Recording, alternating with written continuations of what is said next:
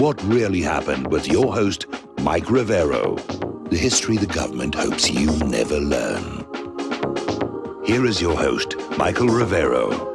And aloha, America. Welcome to our show today. It is Monday, February 24th, 2020, start of a brand new week of insanity and politics and electioneering and all the other stuff that's coming on down the pike here. We have got a lot to talk about today. The phone lines are open, 800-313-9443. That's 800-313-9443. Mike is in our control room, ready to answer the phone, put you on the air with your comments, questions, and observations. So let's get right on into it. Obviously, the big news from over the weekend, Bernie Sanders won the Nevada caucuses by a huge margin, something like 20 plus points over second place Joe Biden, which is kind of interesting because Joe Biden's out there saying that that was a comeback for him. Yeah, Joe. Yeah. But the Democratic Party establishment is just freaking out about this.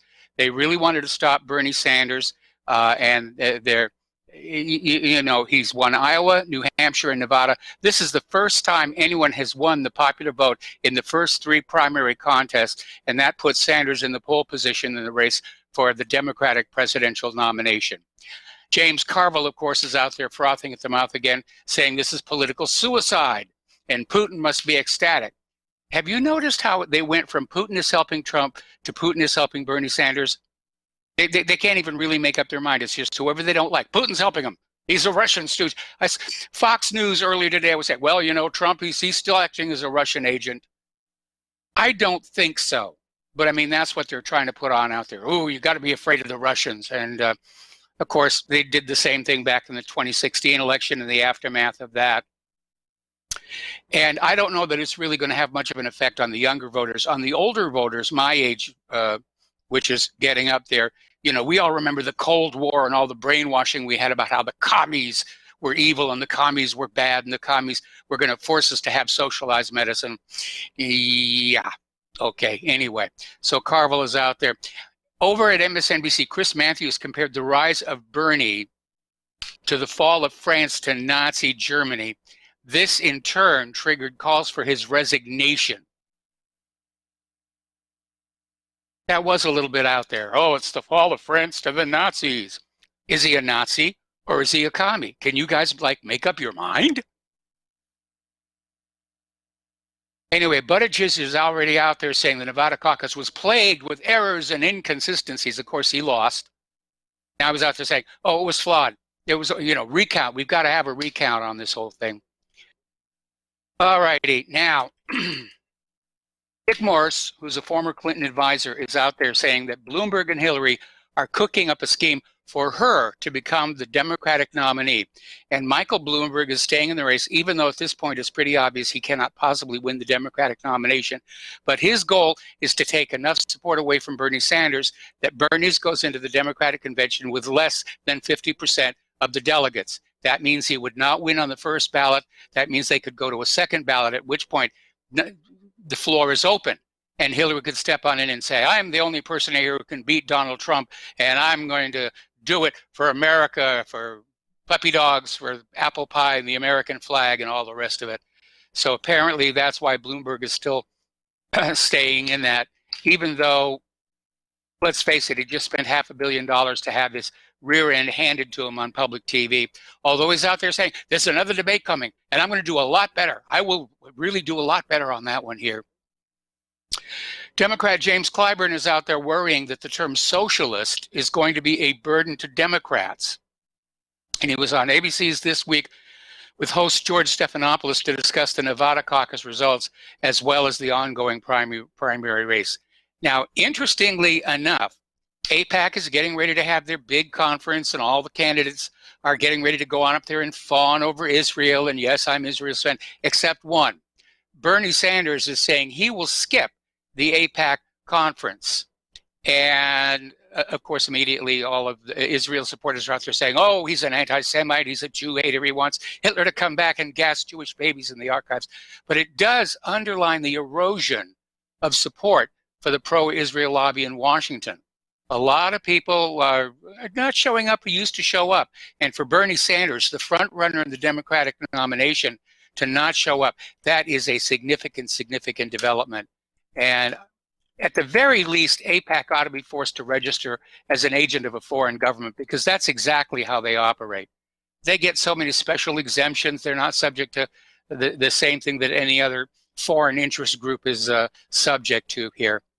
Okay, now, as you're probably already aware, and I referred to this earlier in the show, there was this whole situation about how Russia was once again, not that it was proven they did in 2016, but once again, they're interfering in our elections.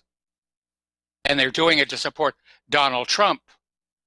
This came from former CIA Director John Brennan, who came on out there and basically leaked, then announced, Russia's working to engineer Trump's reelection. And it's been torn to pieces by multiple reports. It's just not there. And apparently the top election security official for the Intelligence Committee, Shelby Pearson, misled members of the House Intelligence Committee during a briefing on Russia's efforts to interfere in the 2020 election to help Donald Trump, according to 3 national security officials familiar with the matter, as well as National Security Advisor Robert O'Brien. Righty, so they're still out there pushing it. And there's no evidence. Once again, there's no evidence. Just take our word for it. Just take our word. U.S. government officials, of course, you know, we're going to give you the straight dope here. Absolutely, absolutely. Anyway, Trump is accusing the Democrats of leaking the allegation that Russia is helping Sanders because, once again, they want to cheat him out of the nomination.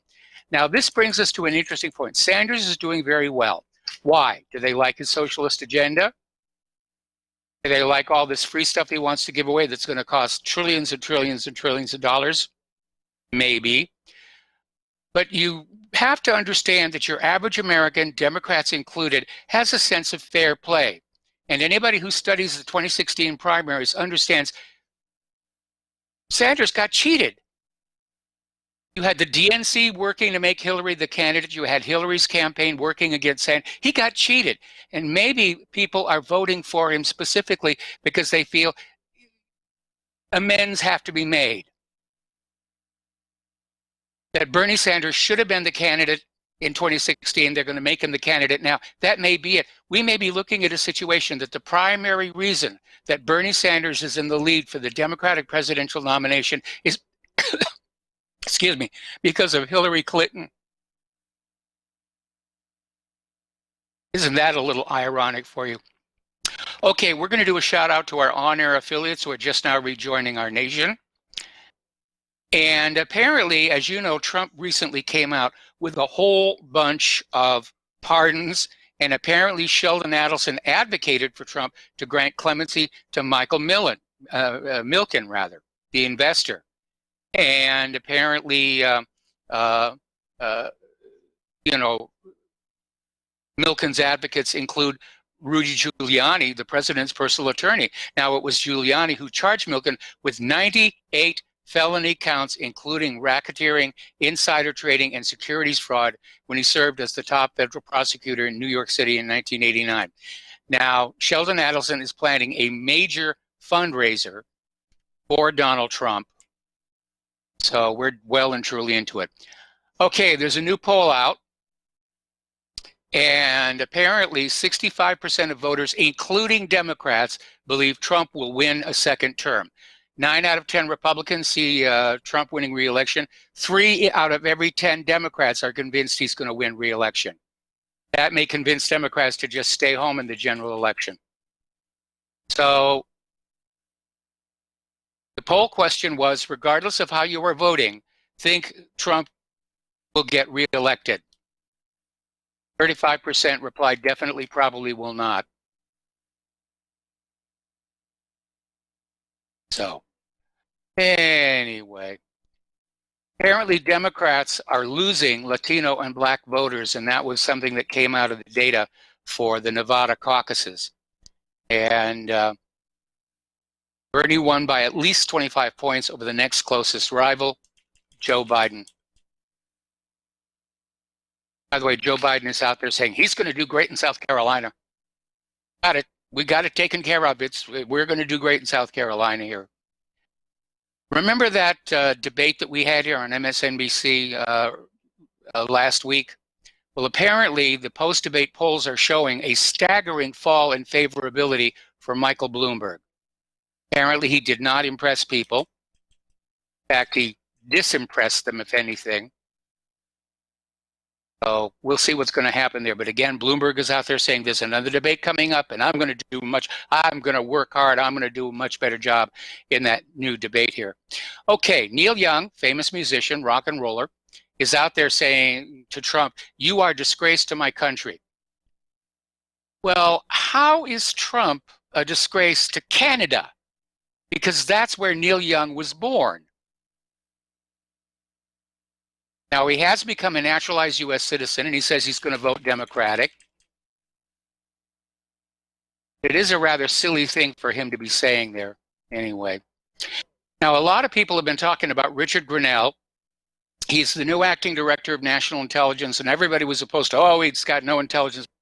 Well, he's not there to run intelligence. He's there to clean house, and apparently he's already making immediate changes. He's ousting top officials. Former acting director of national intelligence Joseph McGuire and his deputy Andrew Hallman resigned last Friday. And apparently Grenell told Hallman, who's worked in national intelligence and the CIA for 3 decades, that his service was no longer needed. Of course, everybody's out there praising McGuire and Hellman. Oh, they're great people here. But maybe that we're seeing the beginning, finally, of the draining of the swamp. Trump may feel that his re-election is pretty much a foregone conclusion, and so it's going to start a little earlier than next January. It's way, way overdue. Should have started doing this the instant he got that Oval Office. You know, I sometimes think we would be better off if presidents were limited to just a single term in office, because they'd get into that office, and like a Supreme Court judge, nobody can touch them. Nobody can get them to do anything. And they could do the job they think they need to do, because they're not worried about maintaining their friends and maintaining their donors and helping everybody out who helped them, you know, for that second run at the Oval Office. And that may be the reason they're working so hard to get Trump defeated come November. Because if he wins in November, his second 4 years in the Oval Office, he doesn't owe anybody anything. He can do what he thinks he needs to do. Maybe he'll finally do what we, the people, voted him into office to do. Drain that swamp. Put Hillary Clinton in jail. Reform our election system. Seal up that southern border. All those tremendous disappointments. Meanwhile, the Washington Post has taken a dim view of Trump's cleaning house. And they're fretting over Trump removing disloyal people in his administration. Well, he's got the right and the authority to do that. And I'm wondering what the Washington Compost is thinking, that you should keep disloyal people working for you? That's one of the most ridiculous things I've ever seen. Washington Compost is out there saying, no, he shouldn't do that. You know, he should leave everybody just where they are. They're doing a really good job, not for Trump, but they're doing a really good job here. And apparently the House of Representatives is very much in play. There is a record number of GOP candidates filing to run as representatives. Looks like Republicans are waging an all-out fight to reclaim the House of Representatives. That, I think, would be a good thing. Okay, a top House Democrat is looking ahead with foreboding. If Senator Bernie Sanders of Vermont becomes this fall's Democratic presidential nominee, it could jeopardize the House majority. I don't see a direct link there, but I think he's saying it would definitely indicate that the tide has turned. And again, the Democrats have done it to themselves with all this nonsense about transgender and, you know, drag queen story hour, and people aren't responding to that. The vast majority of the American people just don't resonate with that. And the Democratic Party seems to be betting its fortunes on the fringe votes, the illegal immigrants, the gays, the trannies. And they don't represent that significant a portion of the population. Well, the illegal immigrants do, but you know, gays, true transgenders, less than 2% of the population. You're not going to win an election with that. Okay, there seems to be some new wet work here. The Department of Homeland Security whistleblower Phil Payne who spoke out against his own agency during the Obama administration, was found shot dead in California. It's been declared a suicide. He had a gunshot wound in his chest. Now, first reason to be suspicious. Suicide by gunshot. Women shoot themselves in the chest because they don't want to destroy their beautiful looks. Men overwhelmingly shoot themselves in the head. So already I'm suspicious.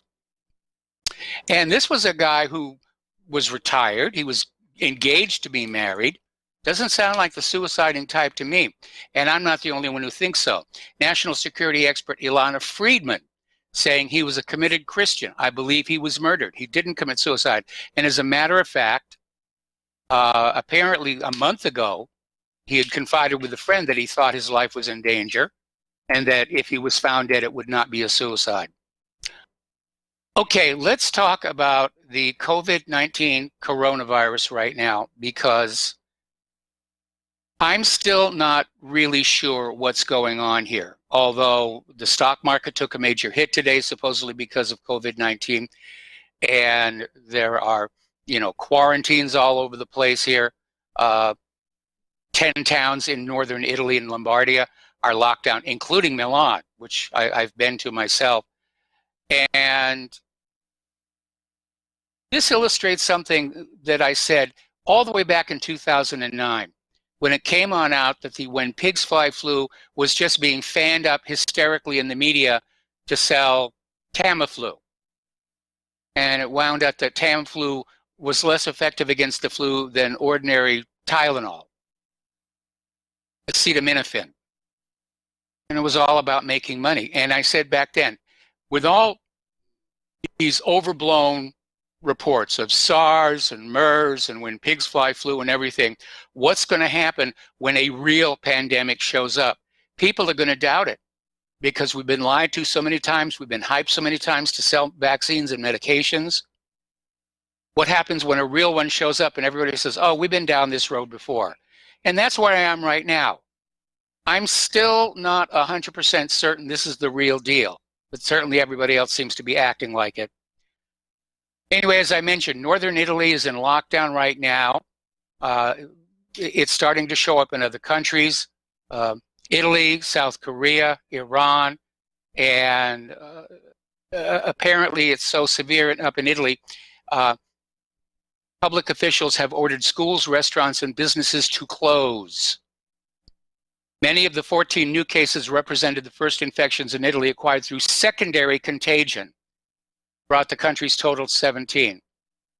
Now, the cluster was located in a handful of tiny towns around Lodi in the Lombardy region. First to fall ill was a 38-year-old Italian who met with someone who had returned from China January 21st without presenting any symptoms of the new virus. That person is being kept in isolation and appears to present antibodies to the infection. So what that basically means is people can be carrying the virus, they can be contagious and not be symptomatic. That's what makes this thing, if this is for real, it's very, very scary. CDC is confirming there are now 53 cases of coronavirus, COVID-19, in the United States of America, with the bulk of the infections originating from the Diamond Princess, which was that quarantined Japanese cruise ship. So we're going to go ahead and take a phone call now from Joe in Nome. Aloha, Joe. Welcome to the show. What's on your mind? I was just thinking, I got some silver, 99 American Eagles. Yes. And I'm going to get out my 9-volt battery and make myself some colloidal silver to go along with the cinnamon sticks in my coffee, and also, the garlic, lemon.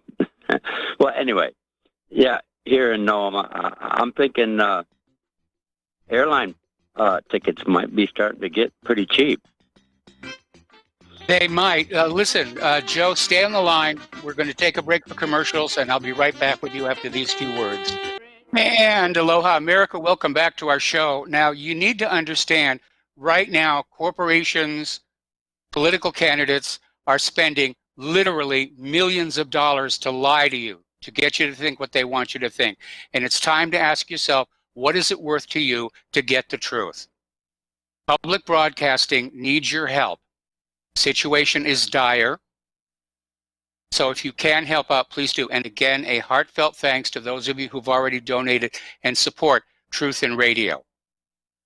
So the postal address where you can send a check, money order, or if you prefer anonymity cash, is Republic Broadcasting Network, 2251 Double Creek Drive, number 302, Round Rock, Texas, 78664. The phone number where you can make a credit or debit card donation is 800-724-2719, extension 3. The network thanks you, and I thank you as well. All right, we're talking with Joe and Nome. And Joe, if you're going to make your own nano silver, one 9-volt battery is not going to do it, because the ideal voltage to get the silver ions to come off and go into solution is about 30 volts.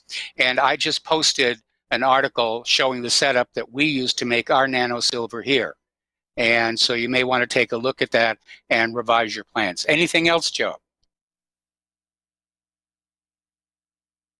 Joe, are you there? Yeah, I'm here. You hear me? Yes, there was a lot of noise on the line, but I can hear you now. What's on your mind? Getting back to the cinnamon, I did some research, and it seems there's several strains of cinnamon trees. The best being Ceylonese strain. And yes. Of course, I wouldn't be ordering any thing that was made in China. But the articles I was reading were saying that Vietnamese cinnamon is also one of the poorer strains, but the Ceylonese strain will support type 2 diabetes as well. Anyway, thanks for the tip. Maybe well, I got lots of batteries there, but I'll check out your link. Thanks. All right. Thanks an awful lot here. We're going to let you go and switch over to Jim in Illinois. Aloha, Jim. Welcome to the show. What's on your mind? Hello, Michael. Up until maybe Friday of last week, I was telling everyone more than likely Donald Trump will be reelected, even though I am not a supporter of Donald Trump. But what I see now that Bernie has won, three primaries or 2 caucuses and a primary, and next Tuesday, a week from Tuesday, is Super Tuesday, he has the momentum behind him, and he's gaining voters that's never voted before, or the ones that voted for him 4 years ago. And as far as Trump, I think the same people that that supported him, some of those people might be voting for someone else or staying at home. So Bernie might be a problem for the Republicans more so than Biden. Oh, there's no question about that. And like I said, everybody who voted for back in 2016, they're going to vote for him again because they feel he was cheated. They feel it's on them to make amends for what happened. Right, I understand that. Moving on to something else which I really didn't like. With all the news today regarding Weinstein and the virus and the stock market, I turned on to CNN just to find out what the hell they're talking about. For the last 3 hours, CNN, and MSNBC, what were they doing? They were showing the memorial service for Kobe Bryant with all the other news that's out there. I mean, don't they realize there's other things more important than Kobe Bryant? It's sad what happened to him, but he was an athlete. Yeah, I agree. I was wondering why even Fox News was spending a lot of time on it. I'm saying, come on, the guy's dead. Yes, he's got a nice memorial service, but, there are things happening that affect my life directly, and Kobe Bryant does not. Right, for 3 hours on TV, showing his memorial service when you have other things that's going on. Again, corporate media, I have no respect for them. So, well, Michael, I'm going to let you go. Oh, by the way, correct me if I'm wrong. Did you say that last week that Weinstein probably would be off? I said that he would probably get a wrist slap. And yes, he got convicted on 2 of the minor charges against him. Sentencing is 2 weeks away, and we'll see then just how serious they are about making an example out of him. Right, and then I heard there's he might be going on trial in California because there's about three or four women out there that want to go after him. Yeah, there's a second trial coming up. But again, like I said, what'll tell the true story is when he's sentenced 2 weeks from now. Well, that's very true. Okay, Michael, you take care. All right, thanks an awful lot. We're going to take a break. And aloha, America. Welcome back to our show. Pardon me. Coronavirus, COVID-19, is now flooding South Korea with new cases. Europe is beginning to isolate Italy. They're even talking that the Schengen system may have to be abandoned and go back to border checks for people. And apparently China's Hubei province said it has 398 new COVID-19 cases as of the 23rd and 149 new coronavirus deaths. Overall, China reported an additional 409 COVID-19 cases across the entire nation and 150 additional deaths as of February 23rd versus 648 additional cases and 97 deaths on February 22nd. This brings the total number of cases across China to 77,150 and total deaths to 2,592. Now, to put this in perspective, the normal seasonal flu is still killing more people than COVID-19. And we just sort of accept the seasonal flu as something that comes around, and we just all have to sort of accept it. But this new COVID-19, everybody's got their knickers in a twist about it.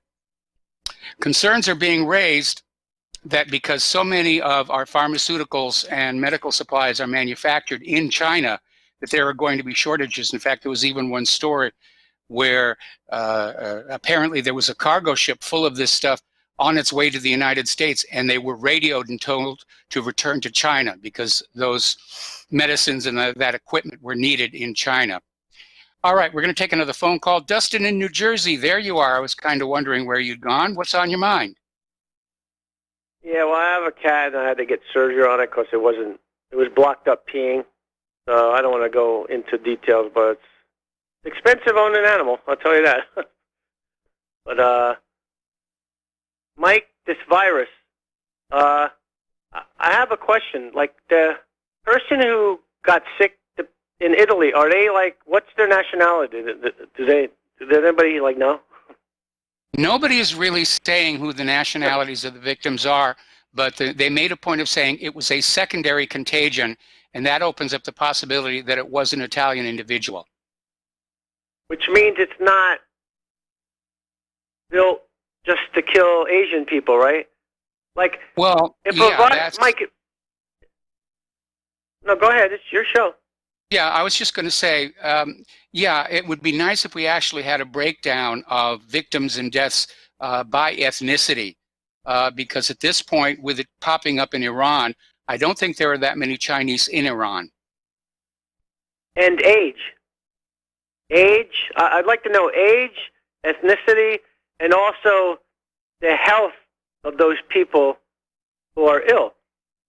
Like, yes. You know, like they have a breakdown of like, what age these, a bracket per se, you know, but nothing is.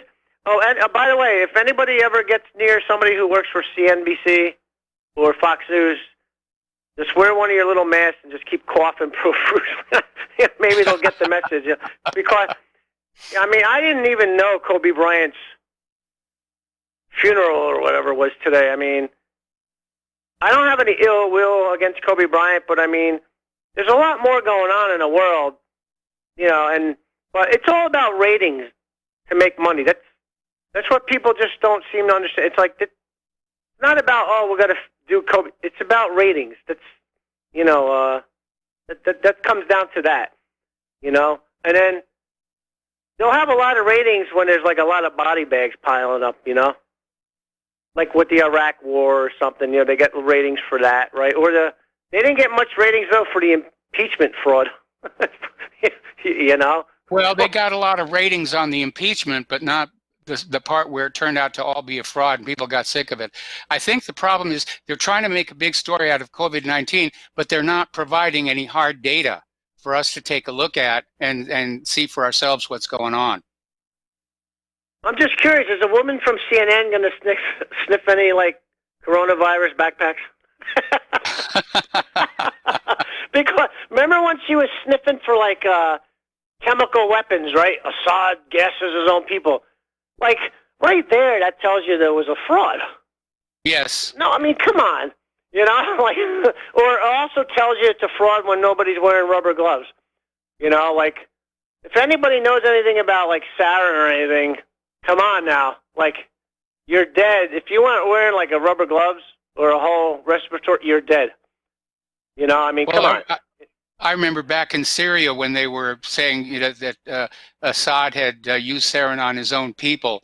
And the video that was put out by the White Helmets basically showed these people helping the supposed victims, and they weren't wearing gloves, they weren't wearing masks, they weren't wearing any kind of protective clothing. Had it really been sarin, they all would have been dead. Yeah, and Mike, I don't know if I ever told you this, but this is like a true story about in Syria, and that, remember where they dropped that chemical, that they said that the Syrian army dropped that chemical weapon, which was like laying nicely on a top of a bed, you know, which kind of was weird. Wouldn't that explode and leave pieces of shrapnel all around? Like, it wouldn't just look like a dented, rusted piece of nothing, because it looked like it just was intact. But I don't know if you know this, huh? Chemical weapons don't explode. They simply vent. Because if you have any kind of an explosive device, it could actually kill the biological agent inside. So biological weapons, basically, it's a giant spray can. And as it's, you know, traveling down to where it's going, you know, it'll spray out the material. There's a, you know, they wait till it gets close to the ground and then they basically spray. Or it impacts and then it outgasses them, but they don't explode. I'm still curious what kind of mattress lightened the blow when it fell, you know? Like, was it a Serta? Well, the mattress died and they had to have a funeral for it. But Mike, seriously, like, I don't know if you know this, but did you know that in the Stairway Quarter, they found like 50 bodies of people that were, they looked like they were dead, and then they were moved there already to make it look like that chemical weapon was used by Assad. So those people were killed somewhere else in that Stairway Corridor. Yes. And then they, you know, and then they said, "Oh, well, this is from the," you know, see how this is what we're dealing with. Like this, the White Helmets or Al-Nusra Front or ISIS. These, you know, what they call them, the 32 flavors of jihad, right? Like, yeah. Basically, well, the CIA, British intelligence, they all, and the French and the Israelis, they all fund these people. I mean, you know, we know the history of Bin Laden and all that, so, I mean, it's just not old, it's not new news, you know, it's old news. But, I mean, but think about it. To move people you killed to another location to use them as like a prop, that's who we're dealing with, you know? Yes. Which, you know, which might, you know, leads me to the coronavirus again. Like, don't you, like, isn't it odd how this just started now? Like, at this moment in time, right, when you got, like, the Federal Reserve getting money pumped into the repo market, like, they're pumping money in the repo market and just the economy. Like, do you think, I mean, like, that's like a conspiracy, but do you think they did this to make, you know, the economy's coming, this part of the is the end of the fiat monetary system we got. Do you think they intentionally did that to slow down the world? Because this is not hurting China only; it's hurting the world because China's the manufacturing hub of the world, and there's no way you're going to be building no factories. Exactly. Yeah, it's hurting the United States as well. Now, at one point, I was thinking that if somebody had done this deliberately, it was more than likely the United States in order to destroy China's economy and remove them as a competitor in the world. But again, from the way the COVID-19 is behaving, I've come to the conclusion that this was being weaponized as a biological weapon, but it wasn't finished.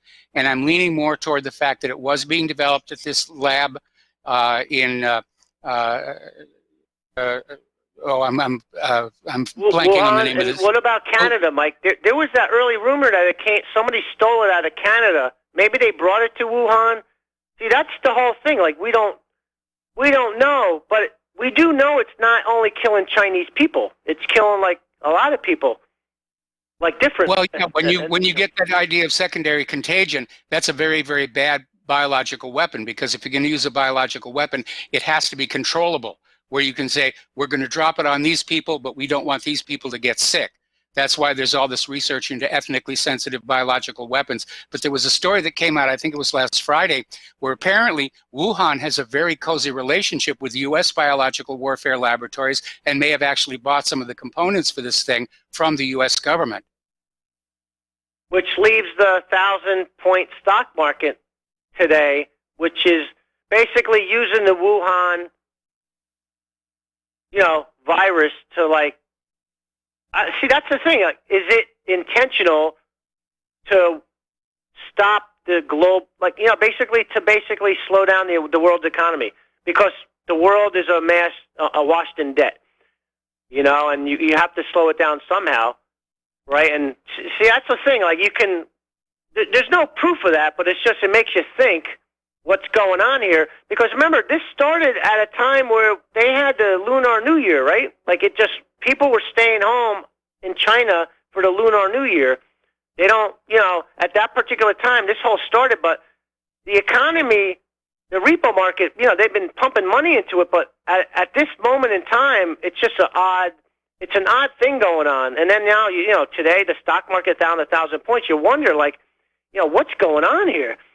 Is this stock market going to continue going down? Because if it's down 1,000 points today, that tells you that there is a slowdown in the manufacturing hub of the world. Oh, and it's absolutely. Affecting the There's world. No question. It is affecting the world, and I think people are cashing out their stocks because they want to have cash on hand if things really start falling apart here in the United States. But again, I do think this was an accidental release of something that was a work in progress, that it wasn't finished yet. And gold, too. Gold, Mike. Gold is up. Did you see the price of gold?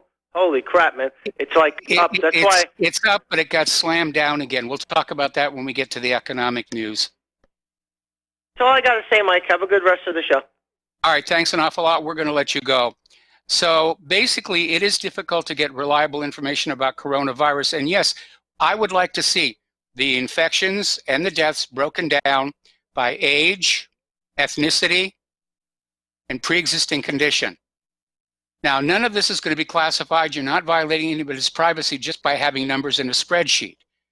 But with that information, we could get a much clearer idea of what this disease is, where it might be headed. And yet this is the information that the corporate media should be giving us, but they aren't, and I want to know why. Total number of infected, total number of deaths, that's not sufficient. No epidemiologist would make any conclusions based on just those two factors. And we need to approach this as if we are epidemiologists. So the information difficulty is further complicated by interest groups using the outbreak for their own agendas. We know the vaccine companies are out there saying, oh, it's going to wipe you out. We're working on a vaccine. Don't use the other guy's vaccine. Wait for ours. It's going to be much better. And everybody is spinning this left and right, and we really don't have accurate information. Like I said, I want to see that spreadsheet. I want to see the infections and the deaths broken out by ethnicity, age, and pre-existing condition. Anyway, apparently up in San Francisco, hundreds in the Bay Area are self-isolating and watching for symptoms. And they're under the watch of local public health officials. Apparently, they're very concerned about San Francisco now. All right, let's turn to the international news now. The Saudis are transferring hundreds of al-Qaeda terrorists into Yemen, and apparently it seems to be a desperate measure to attempt to hold the area for as long as possible. The Wahhabi Kingdom and its coalition partners have recently suffered a series of defeats in Yemen. Gotta hand it to the Yemenites. They're hanging on. They're hanging on to their country. All right, let's take another phone call from Peter in Los Angeles. Aloha, Peter. Welcome to the show. What's on your mind? Yeah, Mike, I echo what you and Dustin said about wanting to know the breakdown on this. And something that I've heard before. By the way, I read an article today. It was a Paul Craig Roberts article that says the Iranians, the Chinese have been saying it's a 2.5% lethality. That, of course, who can believe what they're saying? Who can believe what we're saying or anybody's saying? The Iranians, on the other hand, who've started to have a significant outbreak, are saying they have about an 18% lethality rate. But again, we don't know the age.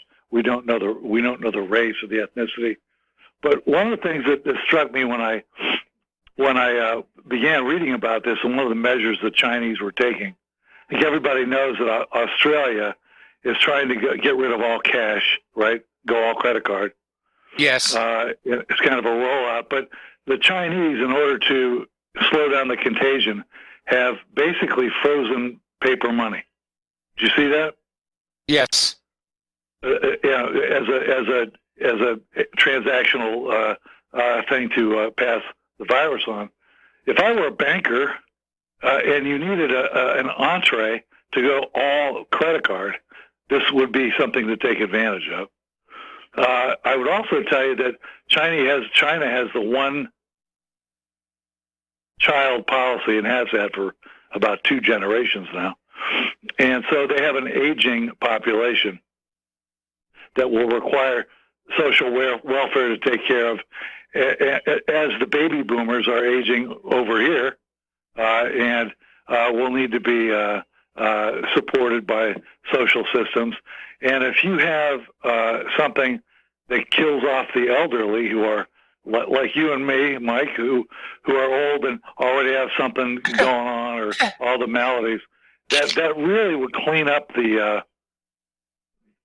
reverse kind of the debt graphs. Yes. And it's interesting to think about. I just wanted to bring that up. The other thing I wanted to talk about was that horrible video that I saw you ran of the bulldozers, 2 of them. Yes. One of the bulldozers chasing Palestinians through city streets and almost running them over, and another one where they hung a kid up, a dead Palestinian, on a bulldozer and paraded him around. It was one of the worst things I've ever seen. I've seen some bad stuff. That was really bad. All right. Well, Peter, listen, stay on the line. We're going to put you on hold. We got to take another break for commercials, and we'll be right back. And aloha, America. Welcome back to our show here, and we're talking with Peter in L.A. Peter, just sort of pick up where you left off. Well, that horrible video where the Israeli army is parading a dead Palestinian kid hanging from a bulldozer thing on the front. And that's,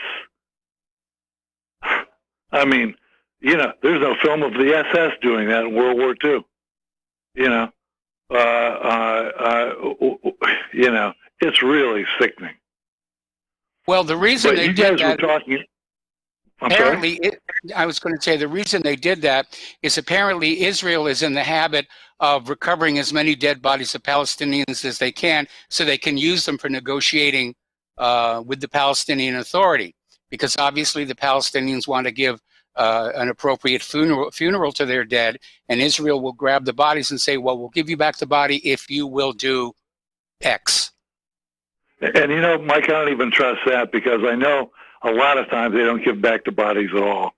And then you think of the huge organ trafficking rings that have involved Israeli government people as well, or at least figures in government.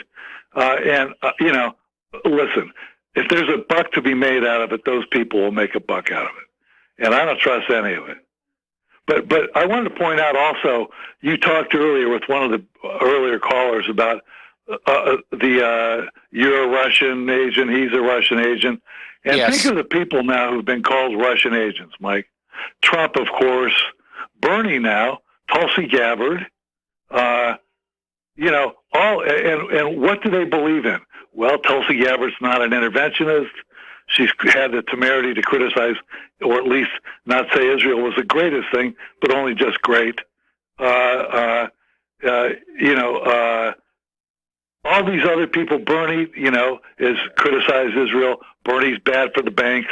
Bernie, all the people, of course, Trump said much the same thing when he came in, didn't live up to any of it. But all those guys, notice it's not Bloomberg. It's certainly not Hillary. Hillary's, hurled it at Tulsi Gabbard. It's amazing. And now Brennan's coming out, and the intelligence community is coming back in. I'm glad to see that people are just, they've turned the corner on that. Nobody believes that crap at all anymore. No. Remember when the Washington Post thoroughly weaponized, Mike, the intelligence community. Said, remember when the Washington Post called me an arm of Russian propaganda? Well, a buddy of mine, and we may have talked about it before. I think maybe in the past that even Dustin has mentioned this. I turn on Sputnik or Russia Inside or whatever, and I look at the websites. I know I'm looking at propaganda. I know it's in its own way. It's no different than Radio Free Europe and the crap that we used to listen to on that. However, the difference is when they cover the United States, we are so corrupt they don't need to lie. No, they don't. They don't. All they do is have to cover the things that our news is not. Okay, Peter, we got to let you go. We got to take a break for station identification, and we'll be right back after these few words. And aloha, America. Welcome back to our show, hour number 2. The phone lines are open, 800-313-9443. And before we take another phone call, I want to read an email that just came in. I sincerely appreciated Dustin's comments regarding the coronavirus. Why is it that corporate media and the CDC have no difficulty breaking down the specific vulnerability to seasonal flu in order to convince everyone to get the flu shot, who are mostly the elderly, the very young, and those with compromised immune systems, but they're not willing to do it regarding the coronavirus? Or is it because they're waiting until they have another flu shot specifically designed for this particular virus? Once again, I really appreciate Dustin sharing his thoughts and the things he questions. All righty, so we're going to go back to the phones here. Steve in Riverside, aloha, welcome to the show. What's on your mind? Hi, Mike. I'm now that this impeachment circus seems to be on hold right now. Why? Yeah, this is my question. The charges were ridiculously weak, but the main thing that the Democrats never had on their side was all those Republican senators that were too many to be bribed or blackmailed.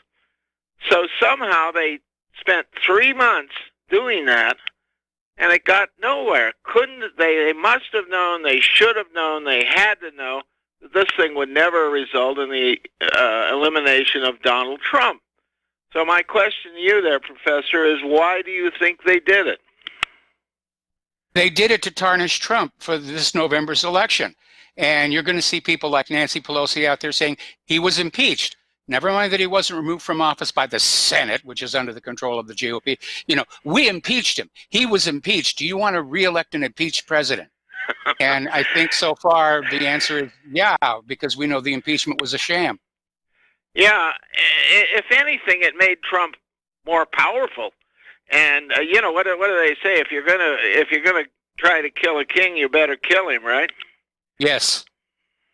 That's basically what I can't figure it out. I mean, they must have known that they could never get this thing through the Senate. I mean, they convinced Romney to switch for some strange reason I still can't figure out.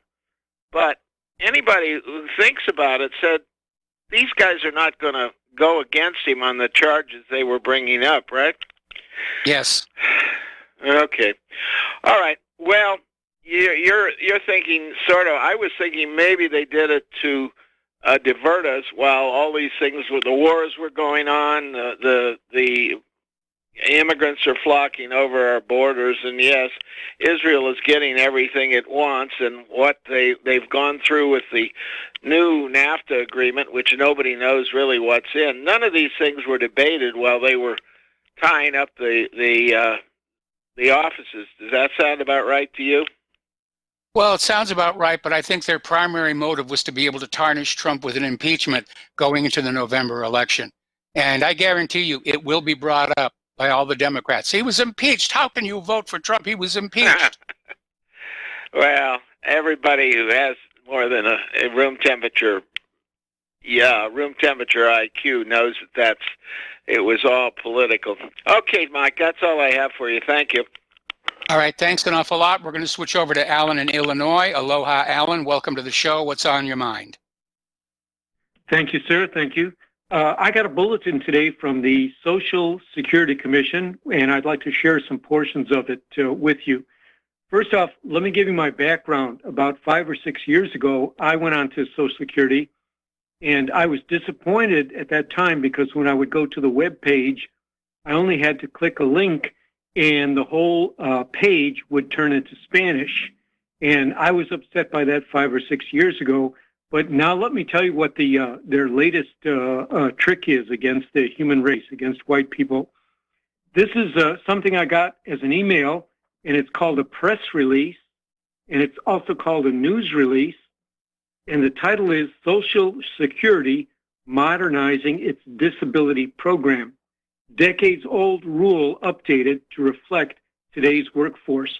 Now, I'm only going to read one paragraph. It's not going to take a whole lot of time. Now, this is the most disgusting paragraph in this bulletin.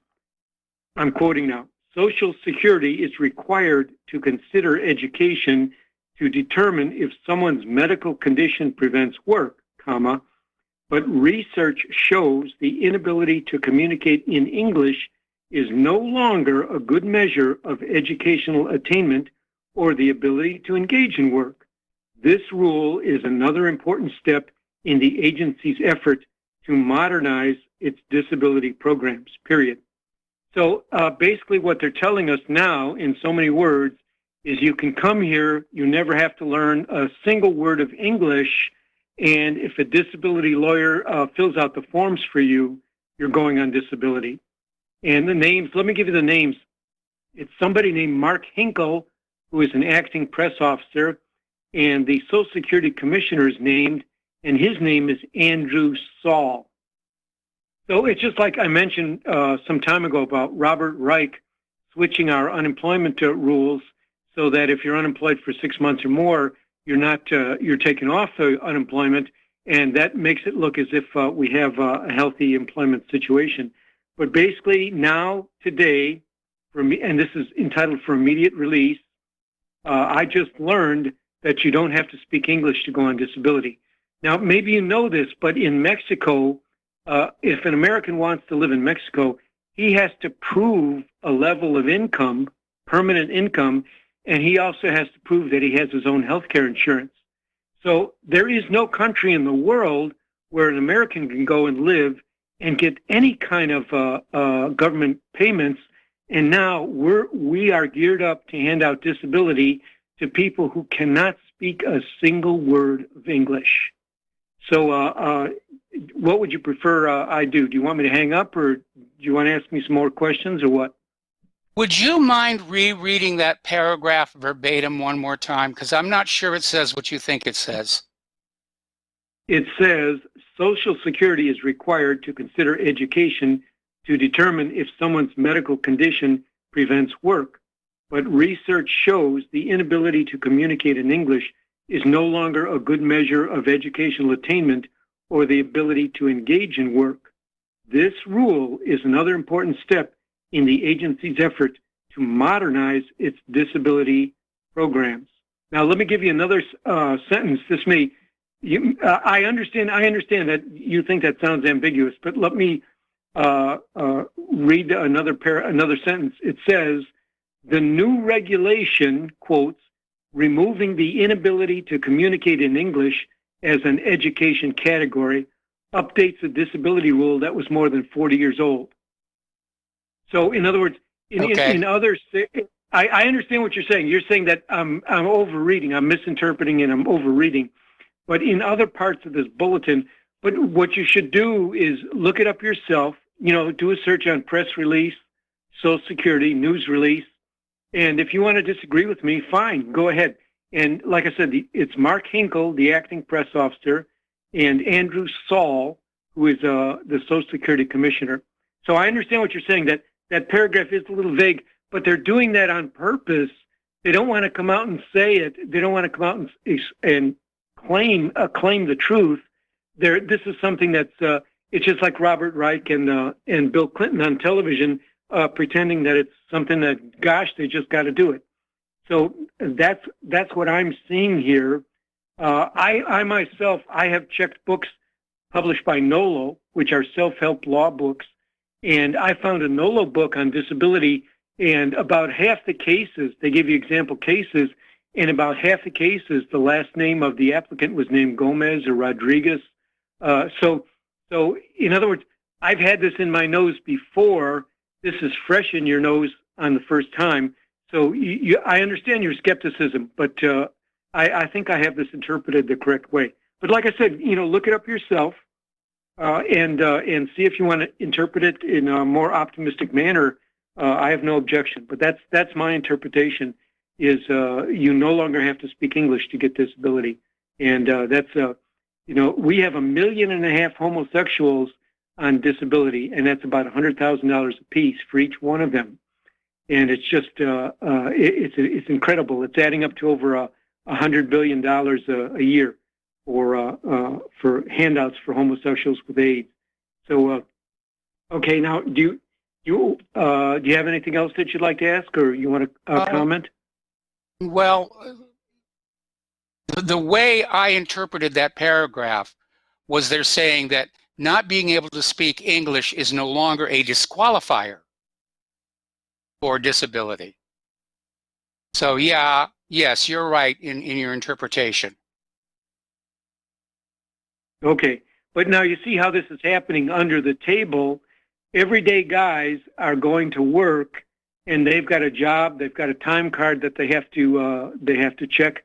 They've got all sorts of things. They've got car insurance to pay, and they're not noticing it. Everyday Americans are not noticing how we are being genocided. And I don't think that's an extreme word. I think genocide is the proper word for what's happening to white people in America. Maybe I'm going a little bit overboard, but I guess instead of saying we're being genocided, what I should say is I think Donald Trump should be made president for life, because I think Trump is holding back because he has to get reelected, and he has to play ball with the minority groups. But I think if Donald Trump was king, stuff like this wouldn't happen at all. So maybe I think that's the best way for me to close down, is not to sound too angry or upset, but just to say on a positive note, if Donald Trump were king, all this garbage would come to an end. So that's the way I'd like you to think about my temperament or my mood. That's the mood I'm in. The mood I'm in is not to get angry at people because of where they're from. My mood is saying to me basically, I wish Donald Trump was the king of the United States, and I would make Vladimir Putin the vice king, because I think Putin is a wonderful guy also. Okay, well, thank you very much for the phone call. We're going to let you go here, and I don't think Donald Trump should be king. I want to be king. We're going to do a shout out now to our on-air affiliates who are just now rejoining our network and getting on back here to the news. There was a leaked Hillary Clinton email leaked through WikiLeaks. It shows that then Secretary of State Hillary Clinton ordered a war in Syria in order to overthrow the government and oust President Assad, claiming it was in the best way to help Israel. So once again, Israel's calling the shots. You want to know where the deep state that controls the U.S. government is really lurking? Tel Aviv. Anyway, getting on out, and as you know, a lot of people are looking at this and they're remembering how Rachel Corrie died, where she just got run over by a bulldozer. She was trying to protect a Palestinian home from being bulldozed, and the bulldozer ran over her. Israel insisted that the driver simply did not see her, but having had a chance to crawl over one of those bulldozers myself, I seriously doubt that. So they basically wounded a bunch of people with this bulldozer, and then they recovered one of the bodies using the scoop, using one of the teeth on the scoop. They literally, poked it through the back of his clothing, maybe through his back as well, and they picked him up. Almost kind of looked like a crucifixion there, and dragged him off. And again, the reason they're doing that is because Israel likes to use the dead bodies of Palestinians as bargaining chips here. Now, Netanyahu is getting desperate. He's coming up on his new election, and it looks like he's ready to do, quote, anything, end quote, to win next month's general election. He's in a fight for his political life. If he loses this election, he is going to be up, he's going to be tried for these corruption charges. So Netanyahu has adopted controversial policies and measures to keep himself in power.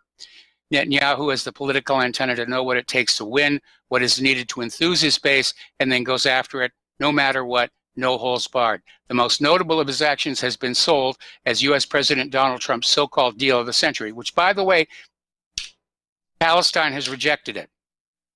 The attitude from Netanyahu and Trump is, doesn't matter if you accept it or not, this is what we're going to do. Okay, Israeli fighter jets launched airstrikes on suspected Islamic Jihad positions in Syria and apparently exchanged rockets and airstrikes around Gaza. Meanwhile, the United States has denied entry to A.L. Wiseman, founder of the research group Forensic Architecture, that exposes Israeli rights abuses. Now, forensic architecture is based in Great Britain. It uses groundbreaking methodologies such as digital forensics and spatial analysis to expose human rights abuses. The group has published several investigations concerning Israeli violations against Palestinians. Wiseman, who holds both Israeli and British passports, was due to travel to the U.S. for forensic architecture's first major survey in the country at Miami-Dade's College Museum of Art and Design. The exhibit, titled Forensic Architecture True to Scale, opened on Thursday, will run through late September. All right, we're going to take ourselves another phone call. Tom in Florida. Aloha, Tom. Welcome to the show. What's on your mind? Aloha, Michael. Good day. I just want to say that last caller, I have a lot of his sentiments. Last caller is pretty good what he said. He makes some very good sense. Yeah, Michael, by the way, did you see what happened today with Trump with the billboard, Bloomberg? Bloomberg saying that Trump cheats at golf, and then Trump tweets out, yeah, but you cheat at mini golf. I thought that was hysterical. That was good. That was great. I mean, that was fantastic. Trump hit him so hard there. Bloomberg, it's ridiculous. And, speaking of that, what you just said about Israel, Michael, look at this. You got a socialist Jew, and you got a billionaire Jew, and the whole cabal is run by a bunch of Jews. There's why you got this immigration invasion against white Anglo-Christian males to take down this country. Europe is the same way. These dummy whites don't wake up and see what the Jews are actually trying to do since World War II, is to annihilate the white Christians who saved their butt. So, you know what? We're gonna wake up like they did in Virginia. The people are waking up all over this country. The people I talk to. This idiot Bernie, this weekend at Bernie's. He should be like a Weekend at Bernie's. You ever seen that movie? It's excellent, funny. Yes. Weekend at Bernie's, where actually Bernie's dead. They use him like a ventriloquist dummy. And I can tell you right now, in the state of Florida, he's not going to win this state because all the Cubans today in the Miami Herald and all the radio stations here, they're going crazy about what Bernie said about Castro yesterday. You heard about that? Yeah, I've heard about that. And apparently he's doubled down on that as well. All the Cubans that I've talked to today in the stores, you can hear them talking about Comunista, Bernie's a Comunista, and they're really, I don't know about the Mexicans out there in San Antonio voting for Bernie, but here in Florida, in Miami, South Florida, Fort Lauderdale, West Palm, all the way up north, they're not voting for Bernie in this state. I can tell you, especially the Hispanics in this state. You got some Venezuelans here that are pretty perturbed, too. We have a little Venezuela down here in South Florida. That's over by the Doral area. Tom? And there's a lot Tom? Yeah. What about North Florida? North Florida's all white Anglos, and they're all going to vote for Trump. All of them. All my friends live up in North Florida, and they're all voting for Trump. Everybody I know. Trump's what about the sweep Democratic primary? I believe probably Bernie's going to get it because remember, you got a big Jew vote here in South Florida. You got Yes. Debbie Blabbermouth Schultz, who should be in jail.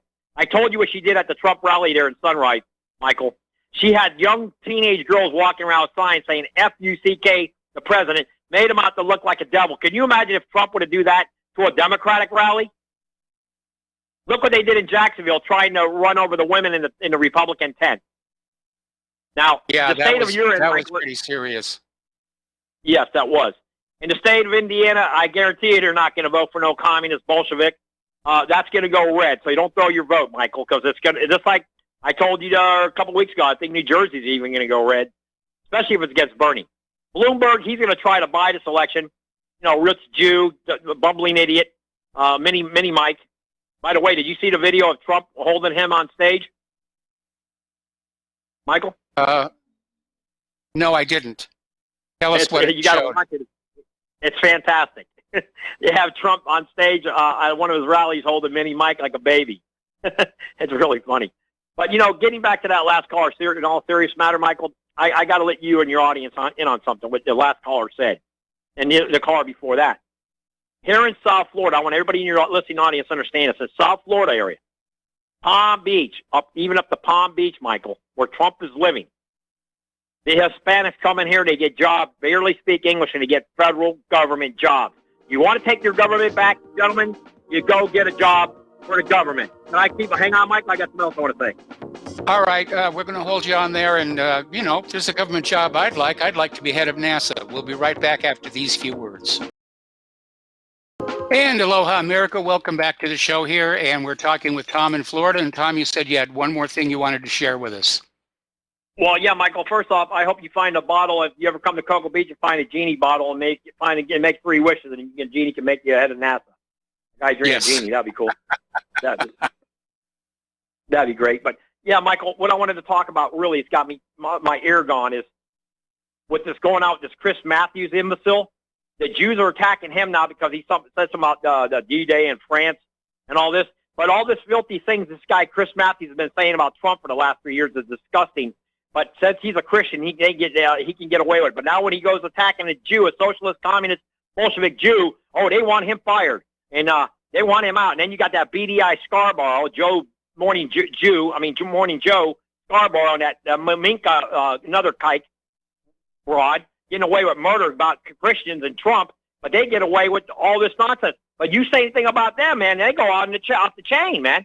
And you know what? They're only 2% of the population. One of the people are going to wake up and say, hey, wait a minute, you know what? We respect you, or you respect us. It's going to play both ways. You're going to respect us, we'll respect you. If you're going to start being backstabbing and diabolical and evil, and, you know, come on. What's going on with that Meek and that Scarborough, and mainly that idiot Chris Matthews, that when he got to throw up his leg for Obama. I mean, it's unbelievable what's going on with this country. And you know what? Everybody I talk, they're waking up. Let me tell you, Michael, people are waking up big time, especially here in Florida. They know what's going on with this immigration situation, how they want to wipe out the white Anglos. It's a wipeout they're trying to use because they can't do it, so they'll get another culture to come in here.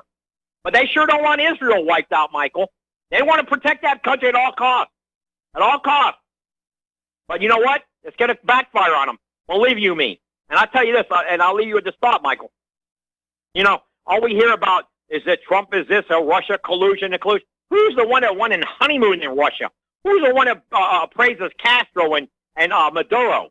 I mean, this is unbelievable what's going on. And how any idiot can vote for a Democrat, I just don't understand. And one more thing, Michael, have you heard anything about Corey, the 2 Coreys? Have you heard anything? I haven't heard it. I haven't seen it yet, but I understand it's like supposed to be, you know, out. Well, me and my friend, we looked for it and we couldn't. They still didn't have it out. So I don't know what happened with it. Probably the same thing that happened to the Franklin scandal. Yep, trying to cover it up. Absolutely. Anyway, Absolutely. Listen, Tom, God before bless. you hang up, Sure. Dustin wants to say something to you, and I'm going to say to both of you right now, to Tom and to Dustin, be polite and nice, or I'll drop both of you right away, okay? I'm always nice to Tom. Tom's okay. He's right. Tom's right on immigration. Tom's right on stopping the wars. But Tom, you're wrong on Trump. He's given Sheldon Adelson and Israel everything they wanted, and Benjamin Netanyahu. I mean, you know, there's the Zionist Jews, and you got Jewish people that, you know, that are basically for their help. They're for the Palestinians. But, you know, how do you explain that?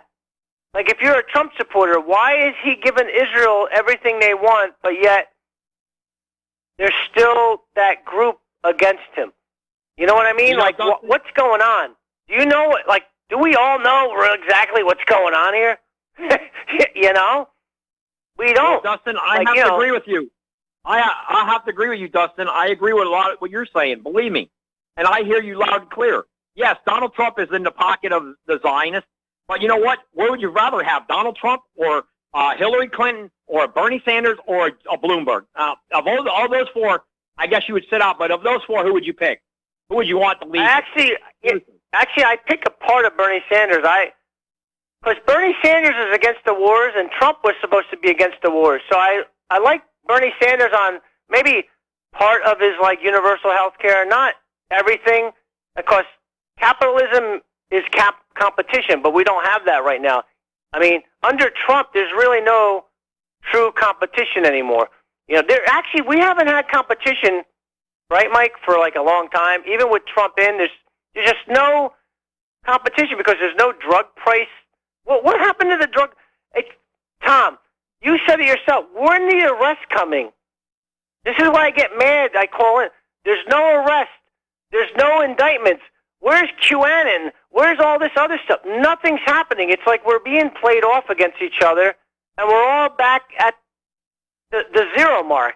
You know what I mean? We're back to where we started. Nothing's going on, even though they make Dustin, it look like something. I'll agree with you on that. I totally agree with you on that. And I'll tell you, like I told Michael showing you, our governor here in Florida, Ron DeSantis, has done more arrests or pushes out more authority for arresting these illegals than Trump, and I don't understand that. I mean, DeSantis, basically, what I see is sometimes DeSantis, they have raids here in Florida where he actually gets these people that are here illegally, he arrests them, and I guess they ship them back to California or Texas, but he's trying to get them out of Florida. So I have to agree with you. Yes, Donald Trump has definitely not done enough about immigration enforcement. He's not arresting these people like they should be arrested. They broke the law. Like Michael says, Title VIII, these people need to be arrested. Trump needs to do his job as the president of the United States. Title VIII, you broke the law, you're out of here. Just like Eisenhower. We need another Eisenhower when it comes to immigration. There's no question, or Teddy Roosevelt. All right, sure. well, Tom and Dustin, we're going to have to let you go. We got to take another break for commercial. Back with another phone call after these few words. And aloha, America. Welcome back to our show. We're going to go right back to the phones here to James in Tokyo. Aloha, James. Welcome to the show. What's on your mind? Hi, Mike. I want to talk about the virus, but first I got to comment on that the Wilder Fury fight. I mean, the Tom and Dustin matchup. I agree with everything about Tom said.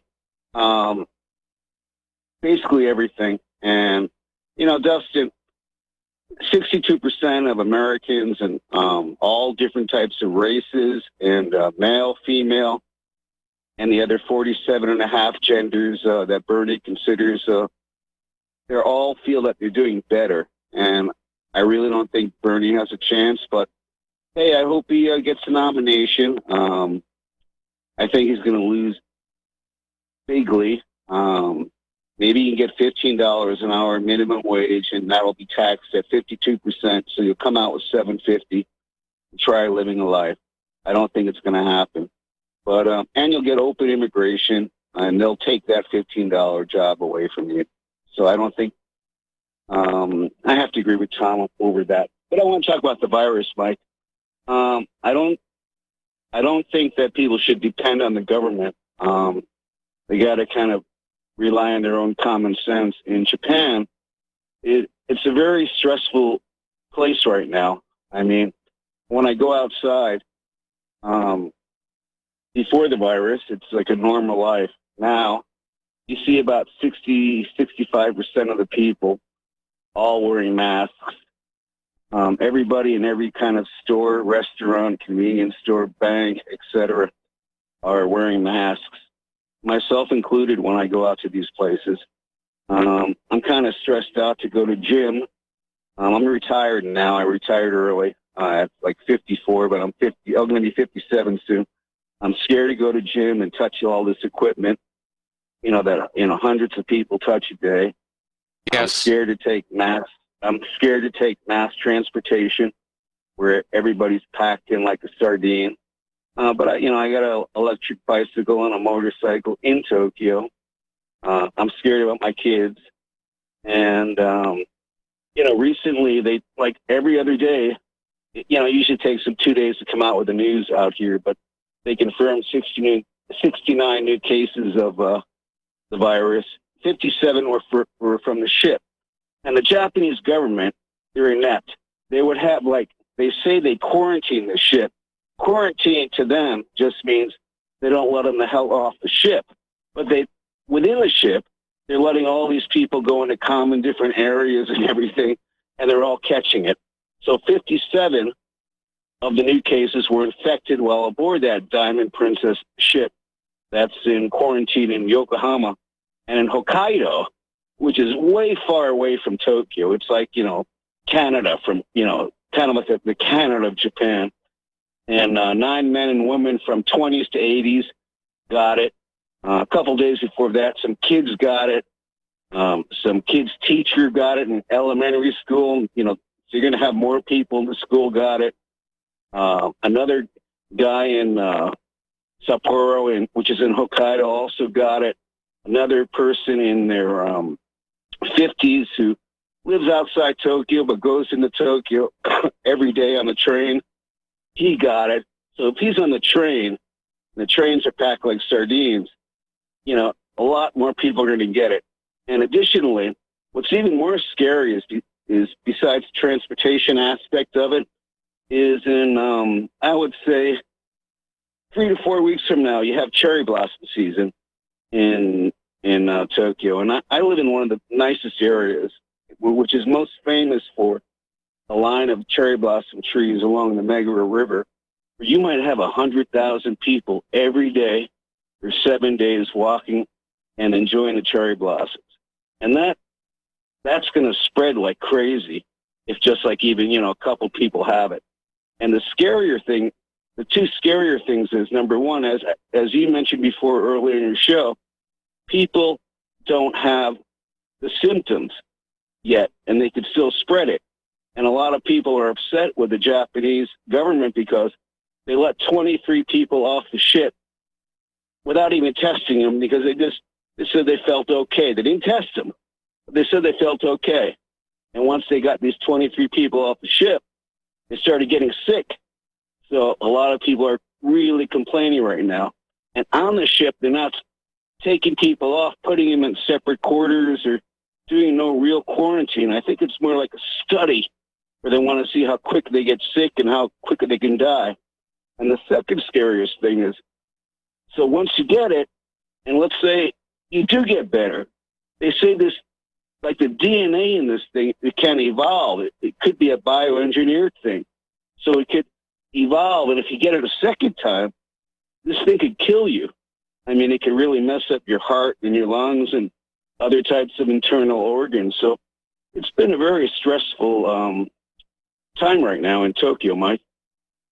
Well, I've got one more for your list of things to fret about here. I read an article earlier where apparently at least one patient, it was like a 27-day incubation period. They worked on back. They figured out where this individual contracted the COVID-19, but it was 27 days before they showed symptoms. Oh, yeah, it takes a long time. And even if you and even if you get better, it could still be inside you and just changing and come back. So you don't really know. So I got this feeling that, like on the ship, they're trying to use this as a case study to study, like how do people get sick? How long does it take? It's just my own personal opinion. I have no facts to back that up. But to deal with my stress, I got a house 80 miles away on the ocean, pretty isolated. Things get worse. I'm going to ask my two boys to go up there with me.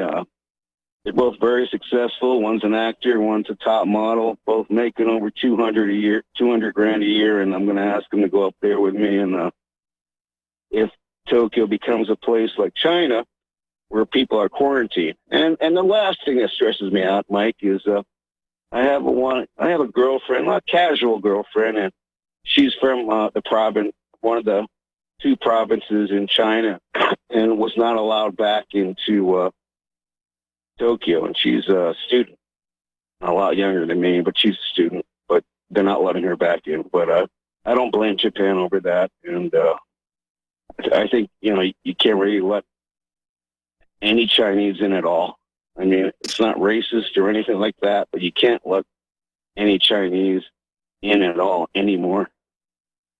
And that's my thoughts on the stressful matter of life in Godzilla land, Michael. Well, I think what the Diamond Princess has shown us is that cruise ships aren't really prepared to deal with the outbreak of a serious disease on board while they're out, because it's vacation, everybody's relaxed, and they figure nothing bad's going to happen to them on a ship out at sea. But obviously that was not the case. And it's clear that the Diamond Princess was ill prepared to deal with this. Well, the Japanese government, I think, the Diamond Princess is just like a resort type of company. But the Japanese government itself was very ill prepared to deal with this. And that's who I think the blame has to go on. And I think, a lot of people just aren't going to travel anymore by, mass transportation. And I think a lot of people, it's spreading Iran, Slovakia, Italy, England, California, 50 Americans. And I don't think this is it might have been a racially targeted virus in the beginning, but I don't think it is anymore. Actually, you were talking about why didn't they give a breakdown? I did read a breakdown before, but I'm sorry, I just can't remember where I read it from, so I can't mention it. But just off the top of my head, and I probably have all the figures wrong. A lot of the people are older, like my age, from 54 to 58, and then getting up older in age, just people with weaker immune systems and people that smoke or drink a lot, just people that don't take care of themselves. That's pretty normal to believe in. But they also, kids have been getting this. I mean, they have young kids under 10 years old getting this stuff up in Hokkaido. So it's an equal opportunity employer. And as you would always say a lot to your listeners, it is, I think, good to stock up. I used to think that stuff was crazy until the big earthquake hit Japan in 2011. But at that time, the water in Tokyo was screwed up by radioactivity for 1 week, 7 days. And everybody was, buying all the bottled water and juice and all this other kind of stuff, foreign juice, out of the shops. And it's good to stock up, just some basic stuff until, things cool down so you're not in trouble. And, get some masks. I got a whole bunch of them, and I'll be doing the same in my beach house where I'm stocked up well, have over a month in food. I got my own water well, so I don't have to worry about water or anything. But it's just a stressful time. It's a shame that this stuff is happening. It really is. And I think the stress is increased by the fact that we don't have reliable information coming from any quarter on this. And so everybody's left guessing. And, a lot of people are going to say, well, it's no big deal because we got lied to before. And then the others are going to let their imagination run wild and assume a worst case scenario. Yeah, I agree. And anyway, concerning your own health, I'm happy you're sounding a lot more normal now. And I'm hoping you're getting a lot better. And all the best of that. Lovely harp-playing angel, the lovely Claire from heaven. And that's all I got to say, Mike, and you have a great day, man. All right, well, thanks an awful lot. And speaking of the lovely harp-playing angel, I'm still putting my office together here, and I'm getting the new mixer put in, and it's not going to be too much longer before Claire will be sharing the microphone with me on Fridays again. It won't be this Friday, could be the next Friday after that. So I'm working hard to get that all put together. All right, so phone lines are open, and we're going to go back to the international news. All right. As part of this deal that was signed with the Taliban in Afghanistan, the U.S. is now halting all offensive military operations in Afghanistan. And this is in accordance with an agreement to reduce violence ahead of a possible peace deal. So I imagine the peace deal will leave the United States in control of that pipeline right of way. But the Taliban, it's going to be hard making this peace actually work, because the most difficult part will be the intra-Afghan talks, which means the talks between the various factions. And you're going to have political reconciliation. That's going to be very, very difficult. The Taliban has previously resisted talks with the Afghan government, which it sees as a puppet of the United States. And that's been true ever since El Presidente de Unacal, Ahmed Karzai, who was put in there. Now, political turmoil within the Afghan government could also complicate talks by giving Afghan President Ashraf Ghani a weakened hand. Now, Ghani was just declared the winner of the September 2019 presidential elections this past week. That's how tight it was. But he only got 50.64% of the vote, just above the 50% needed to win. And his chief rival, Abdullah, is still disputing the election results, claiming victory for himself and pledging to form a new government all on his own, which could lead to a civil war. But the bottom line is here, the United States has failed to achieve the stated objectives for going into Afghanistan. Didn't punish them for 9/11 because they had nothing to do with it. They did get the pipeline right of way, but that could be up in the air again, depending upon which faction of the government seizes power. Because the reason for this war was the fact that this consortium of oil and gas companies wanted the pipeline right of way, but they didn't want to have to pay for it. So instead, your kids and your taxes paid for a war to regime change Afghanistan to get a discounted rate on the pipeline right of way. Over in Iran, the hardliners have won a landslide victory in parliamentary elections that had a surprisingly low turnout. And so early results from last Friday's parliamentary elections show a landslide for conservative and hawkish anti-West candidates, with forecasts showing them taking more than 2/3 of the seats. That is going to be very serious stuff. Now, over in Libya, and I'm sure there's been some kind of a deal made there, Libya is asking the United States to set up a military base to counter Russia. Fatih Bashaga, I guess, Interior Minister for the Tripoli-based administration, said his government proposed hosting a base after Secretary of Defense Mark Esper laid out plans to scale back the U.S. military presence on the continent and refocus deployments globally on confronting Russia and China. Bashagi's government has been engaged in a months-long battle with forces trying to seize the capital, led by Eastern strongman Khalifa Haftar, who's backed by Russian mercenaries. Ooh, those bad old Russians.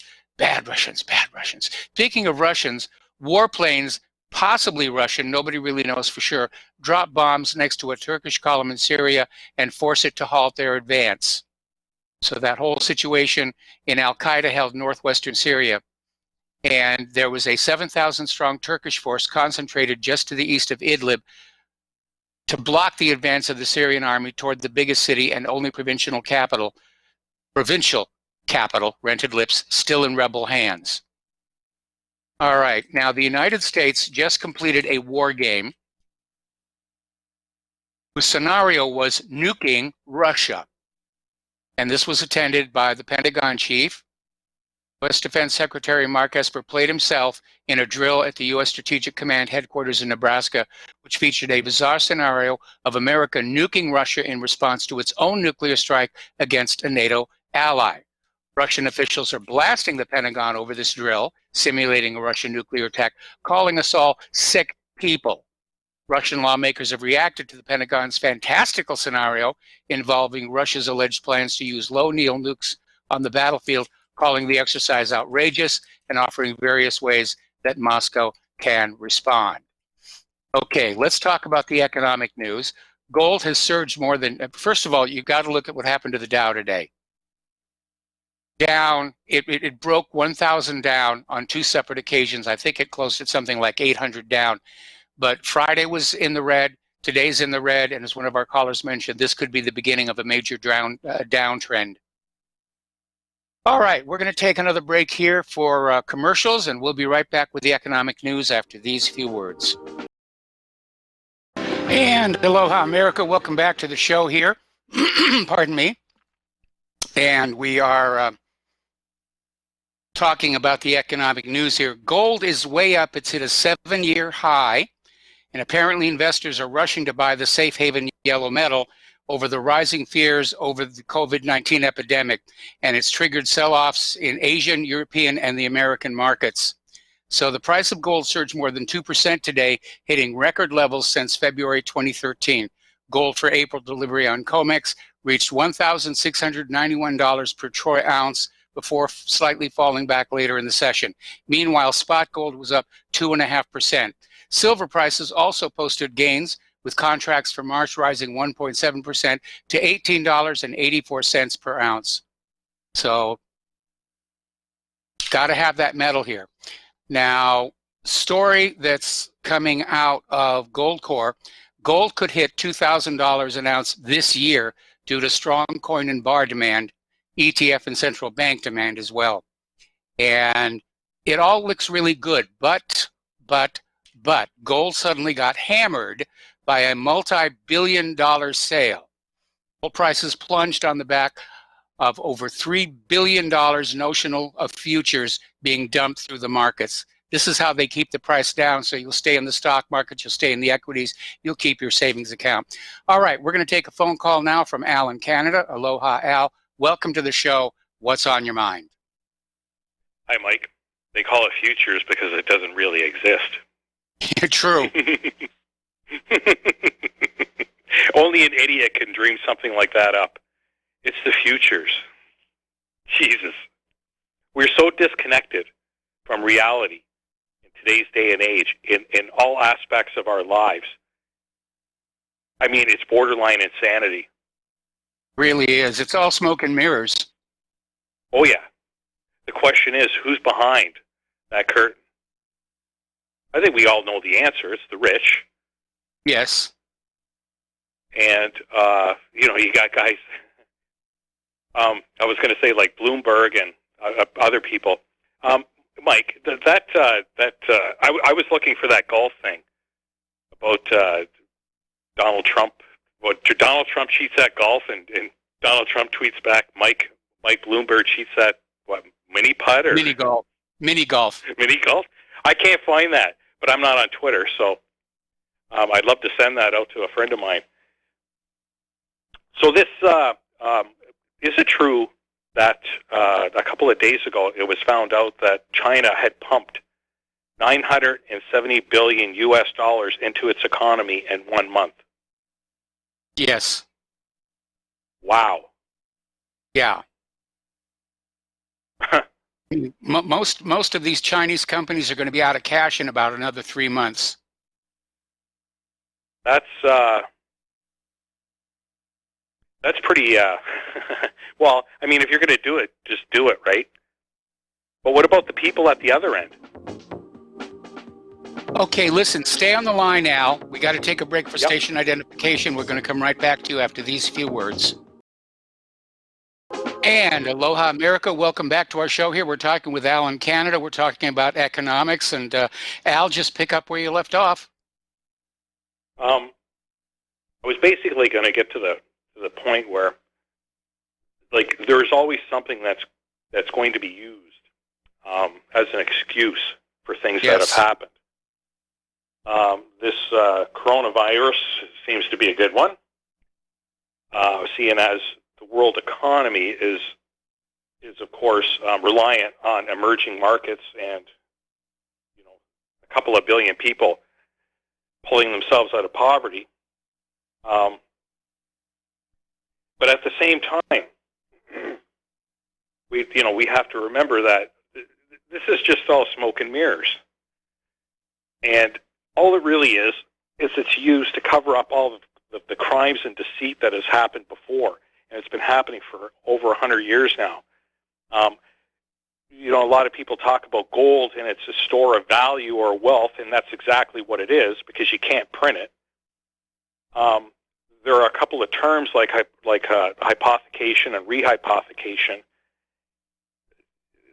You can tie them to gold in a certain extent because there's none in Fort Knox.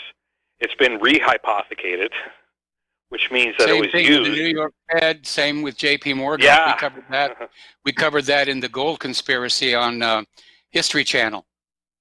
Yes, a lot of people need the go back and watch that, because there's more paper chasing gold than there is gold. I mean, they've got this so inflated, and that's a beautiful word, because that's what it is. It's inflated. It's a belief structure. It's a social, economics is a social science. It's loosely based on fact. And when I say loosely, I mean just as far as 2 + 2 is 4 goes. It's a belief system. And as soon as people wrap their heads around what that really means, then they start to really understand how grossly screwed we've been for a long, long time. The world should not be like this. We should not be living the way we're living. But a few people have seized power, as they always have throughout history. And with that power, they've actually changed everything to the point now where social media seems to be everything, and the young kids are brought up into thinking that it actually means something, when all it's really doing is just tearing people apart. And it's all interconnected with this control structure that's been put in place. And you know, in China, it's just out of control. They have that social credit score happening. That's going to happen all over the world, I'm willing to bet. What do you think, Mike? Well, yeah, it appears to be the start of a global economic slowdown. Pardon me, and that's why you have everybody engaged in this panic selling right now. And it certainly hit us today. I mean, the Dow and the S&P are now negative for the entire year of 2020. All three indices were down more than 3%. Yeah, but it's the only reason why it's selling is because of a few things. Someone's trying to make some cash, or, you know, it is what we know it is, and it's propped up. And so all of that selling, I mean, is that going to be bought back up? And then you have, you know, derivatives, and people are taking out insurance on losing cash. I mean, it's so convoluted that you have to be some kind of financial wizard with a BA in economics, and also like with a law degree, to actually make full understanding of what they've done to this very simple thing of a transaction between two people. Yeah, I mean, it operates like a religion. It's all based on the belief in the system by ordinary people. Banking is not a science. Economics is not a science. It's a religion. And it's an arbitrary set of rules that was set up that we all believe represents something real. And it's all set up to benefit the priesthood, meaning the stock traders and the bankers. Exactly. And I think you actually spoke about this as well. So, banking is the new religion, and these bankers are the new priests, high priestesses. You know, it's this. Bottom line, that's all what everything is about. It's always It always comes down to money and power, and people like us, we don't have it. So we're, we are the fringe. Considering that you other really people think about let's say Michael Douglas. Yeah. But if you think about Bloomberg and Michael Douglas, please, come on. I don't know much about Michael Douglas. I always thought he was a pretty decent actor. But now, I mean, the guy's lost his mind. Like, who are these people? Are they deliberately trying to destroy their career and credibility with this nonsense? I mean, after all that has happened, how can anyone that isn't insane or incredibly stupid even consider voting for a Democrat for anything after what's just happened for the last 3.5 years almost? It's lunacy. Tulsi Gabbard's gone. Well, there you go. So if you believed in her, I guess her district's doing all right. But who knows? Well, she's been kicked out of the debates, but she's still out there actively campaigning, and I think she's trying for a vice presidential appointment. Well, from who? Bernie Sanders? The guy's 78. That would put Tulsi in the Oval Office more than likely. Yeah, exactly. Either way, they're coming for the guns. Yeah. Right? Well, Tulsi Gabbard's stance on guns isn't as anti as has been portrayed in the media. She supports the Second Amendment. She thinks there should be responsible gun control. And I think that's something probably a lot of people would get behind. We don't want the crazies to have the guns. We don't want to have habitual criminals having the guns. We don't want the illegal immigrants to having the guns. We don't want anybody who's on prescription antidepressants to have guns. Yeah, and if you're one of those groups, and you're just, like let's just say the prescription antidepressants, whatever they are, if you do own guns, then they should be actually turned in temporarily. But then you can see how all this can be portrayed. Well, the government isn't really interested in the illegal immigrants or the people on antidepressants. They're concerned about ordinary average Americans finally reaching the point where they're totally fed up with our current system. That's what they're worried about. Yeah, we've been screwing these people so hard and so long. They're starting to become wise to our scheme. It's best to disarm them. I bet you Justin Trudeau has said that like a couple of years ago. That's why he's coming for our guns. Yep, absolutely. And I know a few people that won't give them up. They're not going to go quietly into the night. Give them up. I know a lot of people won't give them up. I would hope. Anyways, Mike, it's a pleasure to talk to you. I'm glad you're doing a lot better. I am doing a lot better. What's going on with the video feed? I don't know. I'm seeing it here as well. It just keeps scrambling every once in a while, and I don't know if that's YouTube playing games or we've got a bad connection. We do have thunderstorms in the area. That may have something to do with it. Interesting. Or they're portioning out the internet, right, to try and make as much cash as they can. So. Well, we have good net here. Thanks a lot. Overall. Yeah. Oh, that's good. Anyway, thanks a lot, Mike. You have yourself a good night. I'm going to keep listening. Thank you. All right. Thanks an awful lot. We're going to switch over to Lenny in California. Aloha, Lenny. Thank you for waiting patiently. What's on your mind? A couple of corrections for the previous caller. I think it's Al from Canada. Sanders is 80. Bloomberg is 78 years old. So I'm willing to bet that both of them have a team following them around with their defibrillators just in case something goes wrong. But what I would like to talk about is the coronavirus, and I want to get your take on what happened in Japan when Trump said to send 2 planes and to take the Americans that weren't infected off on one plane and to put the Americans that were infected on another plane. But the official who went behind Trump's back after Trump gave the order, he did what he wanted. He put everybody on the same plane and didn't even partialize the plane, compartmentalize the plane. Now Trump is upset that his administration is going to take the heat because of how he's handled the coronavirus when it wasn't his choice. My question to you is, what should be a form of punishment for someone who disobeys a direct order such as that official did with Trump? A big, wet, sloppy kiss from somebody who's got COVID-19. Yeah, and they should keep kissing him over and over and over. In fact, I would put him in isolation with everybody who's infected. And let him wait it out until everybody clears the infection period. But my thing is that you hate someone so much that you're willing to jeopardize other people.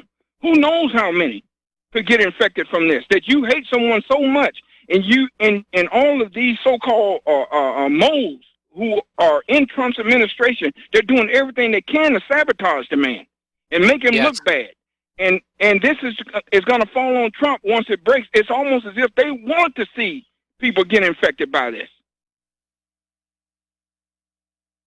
Well, I imagine that probably there are some that do. I mean, certainly the population control people want, the general population to become infected. The vaccine makers, the more infections, the more the fear factor ramps up and the more vaccines they're going to sell.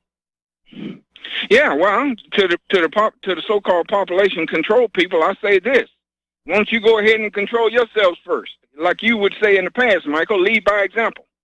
Yes. All right. you want to get to say who gets to live and who gets to die? Okay, why don't you prove how much you feel that way? All right, so, but I'm just saying to hate someone so much that you're willing to jeopardize the population and fly everybody on the same plane in the same circulating, breathing air. And I don't understand this, but I read that it was being contaminated in China through fecal matter. It's actually coming up through the commodes, and they're telling people to buy those bleach tablets and put those in your not the colored one, not the blue ones, but the Clorox bleach tablets, and put those in your in the back of your commode, so at least it has some kind of the chlorine would kind of kill some form of it. But this is pretty dangerous stuff, and for someone to dislike someone so much that they're willing to jeopardize everybody else, I would like to be in charge of his punishment. I put it like that. Well, like I said, big sloppy wet kiss. All right. Well, thank you, sir, and have a good day. All right, thank you very much. Here, we're going to go back and talk about the economy. I think subprime is a four-letter word, and I know it's got more than 4 letters in it, but every time you hear subprime, there's a problem coming. And first it was the subprime mortgages, and then the subprime car loans. Now it's the subprime credit cards. And apparently delinquencies are spiking to a record high. And apparently people just, the thing about a credit card is it doesn't shrink when you use it. It's still in your pocket. See, cash is kind of self-controlling. When you're out of cash, you're out of cash. Or when you're spending cash and you look in your wallet and you've only got so many dollars left and you start saying, I should slow down. You don't have that feedback mechanism with a, you don't have that feedback mechanism. And so people tend to spend and spend and spend, and they max out that credit card, and then they're stuck trying to pay it. And if it's a variable rate credit card, you can get into trouble really, really, really quickly. All right, story coming on out from Russia Today. U.S. stocks suffer massive losses on mounting fears over coronavirus spreading. And they're saying that's the reason why the stock market went down today. And the Dow Jones and S&P 500 stock indexes tanked as trading in the U.S. opened earlier today, following the earlier sell-off in European and Asian markets. So this is definitely turning into a global economic slowdown. And apparently the Dow closed 970 down, 3.4%. The biggest one-day point loss since February of 2018, when it fell more than 1,000 points. The S&P 500 plummeted more than 3%, and the NASDAQ composite was down nearly 4% after the opening bell. As I mentioned to one of our callers earlier today, 85% of Chinese businesses will run out of cash in 3 months' time. That is serious, serious stuff. Okay, well, apparently, the IRS is now confronting high-income taxpayers who are not compliant. And apparently they're now starting to increase at-home visitations to high-income taxpayers who haven't filed their tax returns on time. Now, remember when the IRS under the Obama administration targeted conservative groups? Now it appears this anti-wealth attitude extends to anyone earning over $100,000 who hasn't filed a return since 2018 or prior years. So during an at-home visit, IRS agents will inform the non-compliant taxpayer how to file returns and show them a pathway of regaining compliant status. Uncle Sam wants your money because they're desperately broke. Of course, if you were getting all those trillions of dollars from taxpayers, you'd be irresponsible too, I guess. Bernie Sanders is out there saying that illegal immigrants are entitled to the same government benefits as citizens. Bernie, I disagree with you on that one for the simple reason. We pay for those government benefits with our taxes. Illegal immigrants aren't paying taxes for the most part. And then there's a new loophole that is being used called the interpreter scam, and it brought 75,000 Iraqis and Afghans to America. They were given visas because they were needed to be translators. The problem is more of these people have been brought to be translators than we actually had American troops in Iraq.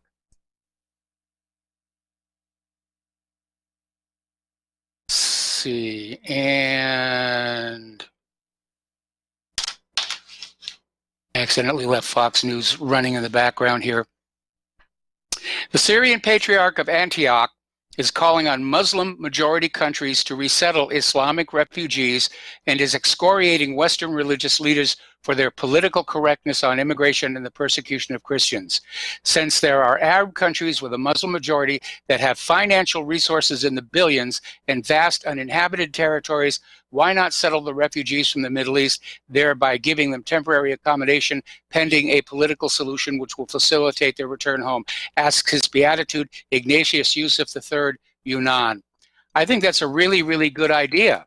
The Middle Eastern nations have got money. They've got land. Why are the Middle Eastern refugees going to Europe and the United States? Well, they're coming to the United States and Europe because the liberal governments there are handing out free stuff. It's all part of that desire for a globalist society that's just totally blended together. There's a new law up in Cambridge, Massachusetts that instructs police not to arrest illegals for unlicensed driving. Now, come on. This is another example of how the illegal immigrants are getting better treatment from the government than we American citizens are. I mean, if we're caught driving without a license, it's a ticket, it's a court date. Not doing it more than a few times, it's jail. But if you're an illegal immigrant, I swear, I'm going to sneak across the border into Mexico and then come on back across the border and say, I'm an illegal, give me the free stuff, don't write me tickets for driving illegally. My last name's Rivero. I have to be Hispanic. Actually, it's a Sephardic name, but they're not going to know the difference. Over in the European Union, they're going to make criticism of migration a criminal offense. If you speak out against the migrant hordes, you'll be in trouble. Okay, Jeffrey Epstein's estate says its checks are starting to bounce and asked the court for relief. Now, remember, I think it was about 2 weeks ago we reported on how a huge chunk of cash from that estate had been transferred to one of Jeffrey Epstein's banks down in the Caribbean someplace. Probably someplace where they can't get it back. And it's another indicator to me that Epstein is still alive and he just needed a little spending money, you know, a couple of million. It's more than a couple of million here. As we've probably seen all over the TV, Harvey Weinstein was found guilty on 2 counts. More about this when we come back from these words from our sponsors. And aloha, America. Welcome back to our show. Here we're talking about Harvey Weinstein. He was found guilty on 2 counts, criminal sexual act in the 1st degree and rape in the 3rd degree. Now, of all the things he was charged with, these are 2 of the minor ones. Sentencing is in 2 weeks. We'll see what happens. And of course, he's facing another trial out there in California. And again, yes, he was convicted. The question is, will he really spend a lot of time in jail for that? But he's being held up as the banner for the Me Too movement. Okay. Former California Republican Congressman Dana Rohrabacher confirmed in a new interview that during a 3-hour meeting at the Ecuadorian embassy in August of 2017, he told Julian Assange he would get President Trump to give him a pardon if he turned over information proving the Russians had not been the source of internal Democratic National Committee emails published by WikiLeaks, which we already know Russia had nothing to do with it because of the timestamps on the files, which showed they could not have been taken off over the internet. They had to have been copied to a flash drive and walked out of the building, more than likely by Seth Rich, for which he was killed in what the police still insist was a botched robbery. And it had to be really botched because they didn't take his wallet, they didn't take his cell phone, they didn't take his watch, they didn't take a gold chain he was wearing around his neck. Yeah, that's a botched robbery. Yeah, we believe that. Oh, yes, we believe that one. Absolutely, we believe. The police would never, ever, ever lie to us. Speaking of the police, the Central Intelligence Agency is sort of in a little bit of a snit. Apparently, 4 CIA officers were embedded with the New York Police Department in the decade after September 11th, including one official who helped conduct surveillance operations in the United States, according to a newly disclosed CIA Inspector General's report. The officer believed there were no limitations on his activities, the report said, because he was on an unpaid leave of absence and thus exempt from the prohibition against domestic spying by members of the CIA. Well, we know the CIA operates inside the United States of America. Remember what was going on over at the Mena airport. So CIA, I mean, as an institution, it doesn't believe the law applies to it. Their agents, assets, whatever, are told to lie, even to Congress. They are a rogue agency. And if Trump is going to be serious about draining the swamp in his second term in office, he's got to go in and clean that place out. Maybe this new acting head of national intelligence will do that.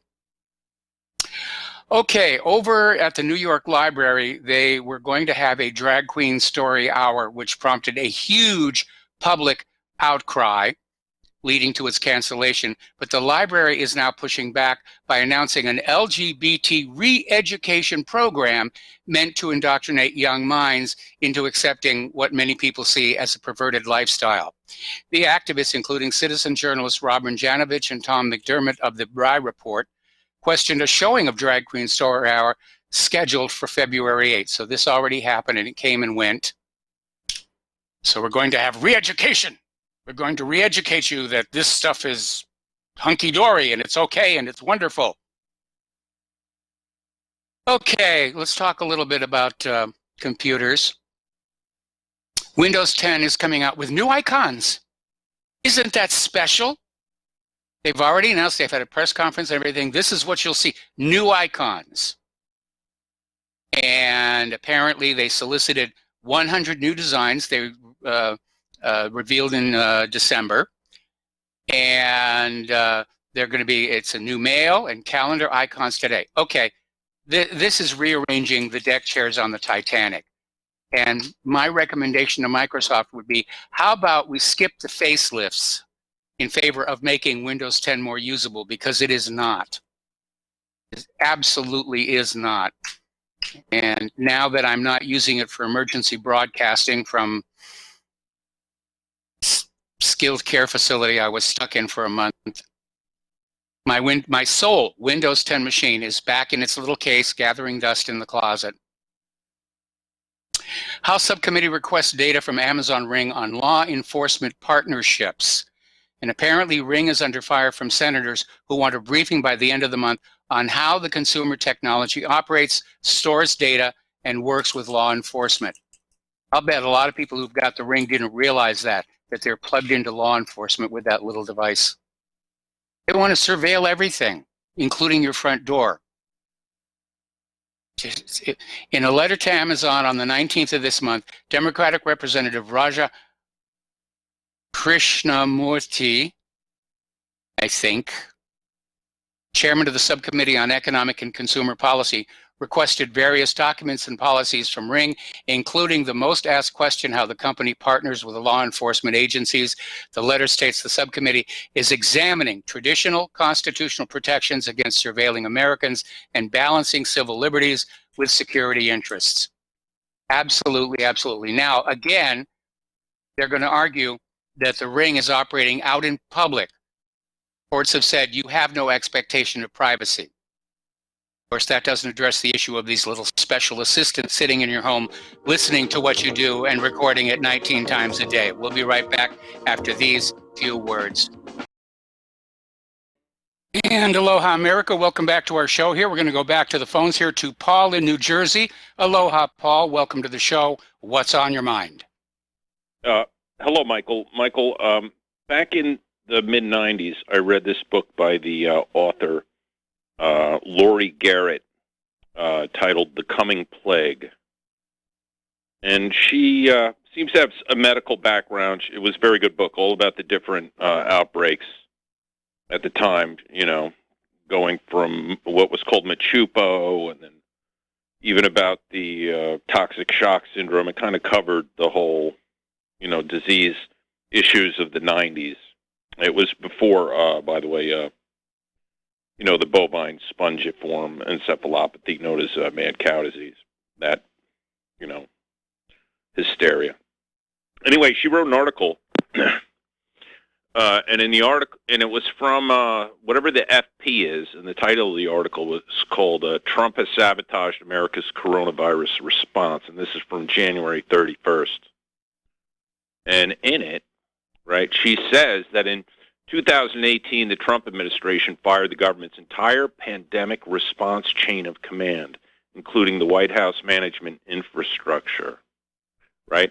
And ultimately goes on later to say alt to save about $250 million on the budget. Now, when you factor in, I mean, we should have somewhere in the government like a group of people. I mean, we spend $800 billion on the military, right? You think we might spend like a few $100 million just on a team of competent CDC, types watching outbreaks and ready to respond to them, and also vesting the president with the powers to immediately close and stop all flights from wherever they're coming from. Remember, I discussed several weeks ago in about late January when the impeachment was going on, how Donald Trump should be stopping the flights from China, right? And that Trump seemed to be more concerned about his own impeachment hearings and totally ambivalent about the whole potential of the coronavirus coming to the shores of the United States. Now, an interesting thing is when reading up on the Spanish flu recently, did you know this, Michael? You might be interested in this. That when the Spanish flu was ravaging the world in the early 19 teens, or late 19 teens, I should say, there was one country that never got the Spanish flu, and it's the island of New Caledonia. Yes. And the reason why they didn't get the Spanish flu is they had a 100% quarantine. Nobody was allowed on the island. No ships, no nothing. Nobody's allowed. And it worked. Yes. And what I'm saying is I'm accusing Donald Trump of being cavalier and indifferent about this potential pandemic. I was just went over to flights coming into JFK today. And the flights are coming in from Seoul. They're coming in from Milan, coming in from Rome. And Donald Trump prefers to be in India doing whatever he's doing over there. And maybe this 1,000-point drop in the market will finally get his attention. Because, the people who are so confident, your callers out there, who think Donald Trump's a shoo-in for re-election in November, they better reconsider that opinion, because if this pandemic becomes bad in the United States, yes, the people like me are going to be right in the front taking it out on Trump and his incompetency and his indifference to what could be a Spanish flu-like pandemic in our day. And I really see him as weak. And then remember, there was an article that came out a few days ago. Remember the Princess Carnival, whatever, princess ship, right? Diamond Princess. Diamond Princess. Yeah, and Donald Trump supposedly was furious that the State Department supposedly ignored his orders and flew in these people from Japan into some military base, I don't know where. But the fact of the matter is, that is indicative not only of Trump being indifferent to the issue, in my opinion, but ultimately being incompetent. Because you're telling me he doesn't have the people in these agencies working for him scared of him, or potentially being fired, or even brought up on charges for negligence? I mean, the thought that his underlings, whatever in this, supposedly it was done by the State Department under Pompeo? Yes. Right? Are you telling me that Pompeo's flying and he's unaccountable and he doesn't even check with Trump, and they're flying in coronavirus victims into the United States? If you follow that John Hopkins website, that's when the number of American coronavirus patients jumped from 12 to 35. It's because of the people from the Diamond Princess. So either way, I see him as absolutely apathetic on one of the most important functions of the executive branch, Michael. And I'm calling him out as derelict in his duty and indifferent, and basically being a modern Nero fiddling, potentially, when Rome is burning, as he's allowing this epidemic to become established in North America. And think about it. Even the people in New Caledonia 100 years ago in that small island, they were smarter than our president in 2020 because they believed in quarantine, they enacted quarantine, and they saved their people the suffering. If this pandemic takes out, we know who to blame, and that's what I want your audience to know. We should start pointing the fingers because the ability to enact health laws falls in the executive branch, and it's his duty to protect the American citizen. Well, you know, it's interesting because past presidents have signed what are called the FEMA laws. These are executive orders which say in certain conditions the president gains these authorities, and they were entered in the Federal Register, and Congress did not challenge them. So these are basically standing orders that can be activated in the event of an emergency. So all Trump needs to do is say, this is a national emergency dealing with COVID-19, and he's got all the authority he needs to do all that you're saying. And I had completely forgotten about the fact that as part of his cost-cutting measures that he had disbanded the pandemic response team. I mean, they're trying to put together an ad hoc one at the White House, but we don't know who's sitting on it and what their qualifications are or are not. And by the way, if he wants to cut costs, he can give me a call. Here's an idea: stop, pull the troops out of Iraq and close some of these military bases overseas. We'll save a lot of money on that. You can, with the savings, you'll be able to hire some people and have a totally crack pandemic response team ready and able to protect the American people. Because remember, in so many wars in history, the majority of deaths aren't battlefield deaths. In many, many wars, the majority of deaths are diseases that happened during the wars. Yes. As we know, the Spanish flu killed way, way more people than World War I did. And so the ability to fight disease, combat epidemics, should actually take even precedence or be part of the military, and they should have, and it, by the way, under historical precedent and the founding of this nation, our founders established draconian public health powers that were usually run by the states and cities. And, you know, even Paul Revere, by the way, he was, I think, like on the board of health, rule, you know, like, I forget the term they gave it, but in Boston, he was the chief guy in charge of, you know, protecting and quarantining for a while. So it's part of American history to grant the public health officials totalitarian powers. Absolutely. To lock you up in your house, to tell that ship you can't set foot here, to take the sailors and put them out on an island for several weeks, right? While they're quarantined and go through quarantine process. And Donald Trump is remiss in his duties. Okay, Michael, well, you make some very, very good points. Yeah, thank you, Michael. And I urge people to follow the work of Lori Garrett or check out her book, The Coming Plague. It's a little old, but it was quite enlightening. Anyway, thank you, sir. You got it. We're going to switch over to Mark in New York. Aloha, Mark. Welcome to the show. What's on your mind today? Mark, are you there? Mark, going once, going twice. Okay, I guess we lost Mark in New York. Okay, getting on back to the world of computers. There's an Israeli startup company called Visible Zone, and they want pedestrians, bicyclists, people on skateboards and scooters to send their locations to vehicles in real time.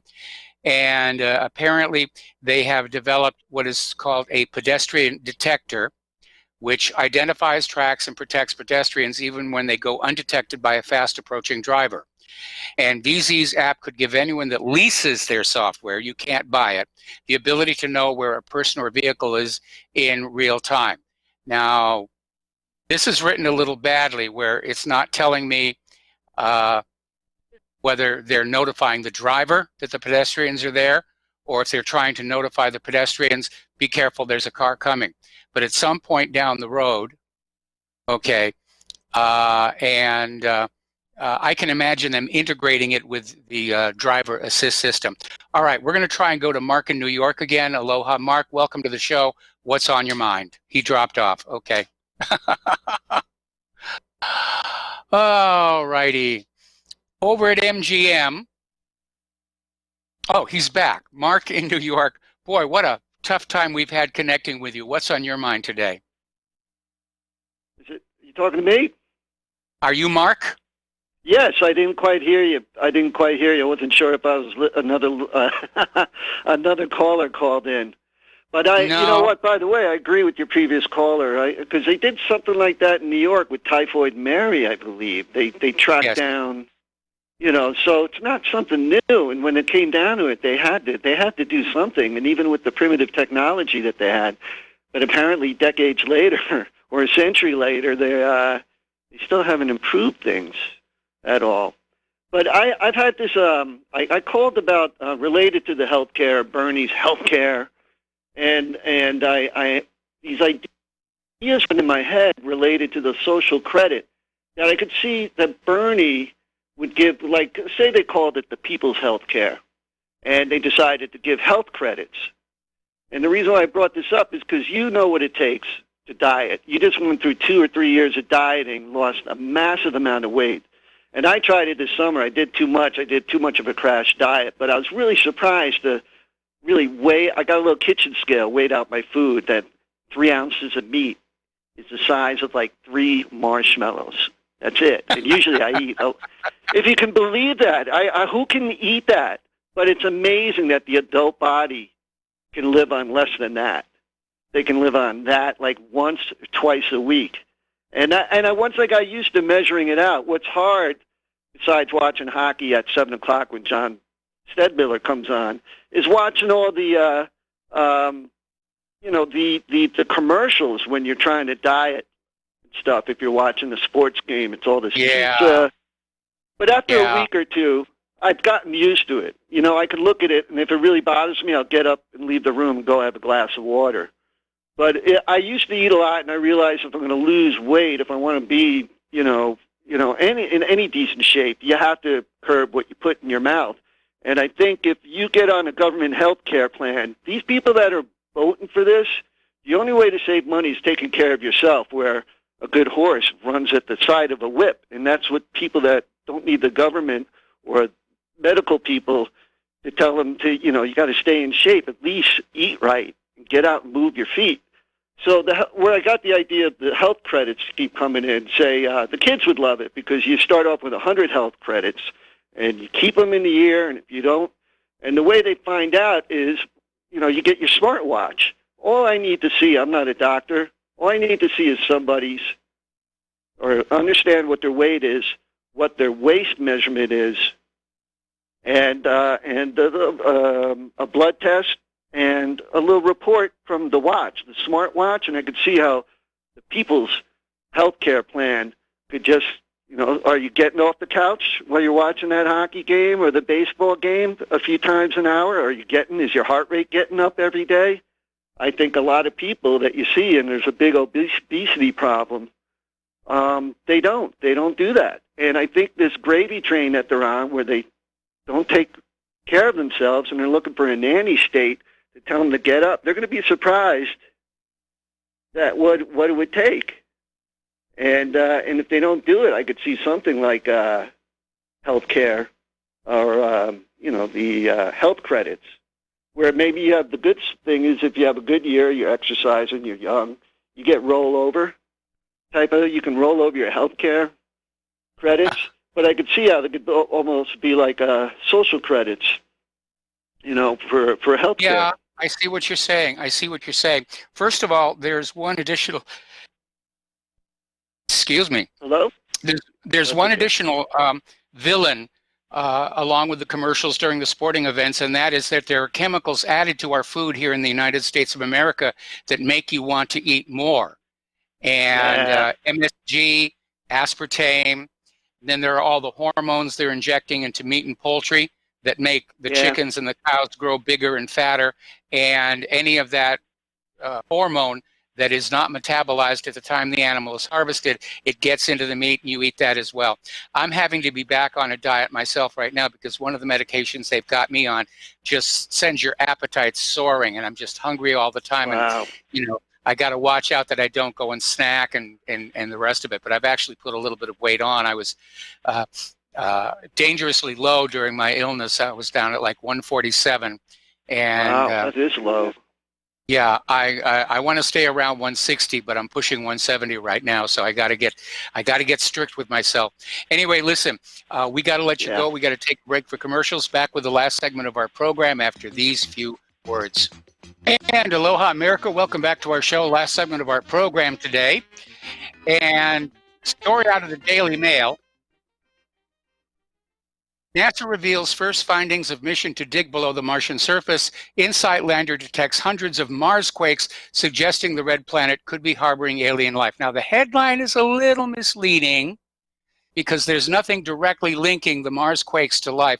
The whole point of the article is because there are Mars quakes, that there could be active volcanoes, there could be liquid magma and water under the planet. They're saying basically this implies, first of all, that Mars is geologically active, and that it may have a warm interior, which means at some level below the surface of Mars, the temperatures would be more Earth-like and organisms could be there. Of course, the part they're missing is that all life evolves to suit the environment it is in. You just have to look at the extremophiles in our own planet to realize that's true. And again, back on Viking, 1976, we detected indigenous life with the Viking landers. Okay, I think it was about a week ago, we were talking about the star Betelgeuse, which is located in the constellation of Orion. And astronomers had said it was dimming and that this might presage it going nova, which would be spectacular. But apparently it stopped dimming and started getting brighter, and scientists are admitting, hello? Scientists admit predictions that it might explode were premature. Well, that's the beauty about science. It will correct itself when it makes a mistake. Maybe Betelgeuse is a variable star. Maybe there was a giant planet. Have to be really big. Maybe it blocked out part of the light from Betelgeuse. Anyway, let's see. If you saw the movie Hidden Figures, one of the characters being portrayed was Katherine Johnson. And unfortunately, she died today. She was 101 years old. And Johnson was an American hero, and her pioneering legacy will never be forgotten. NASA Administrator Jim Bridenstine wrote on Twitter. And then finally, we come to the story of Mad Mike Hughes, self-styled explorer and daredevil, bent on proving that the Earth was flat.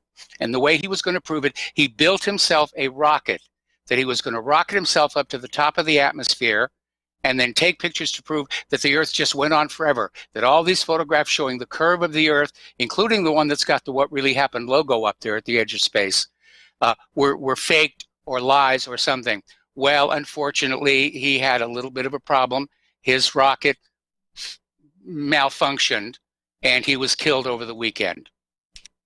So it's a shame. Looking at the video, it's looking like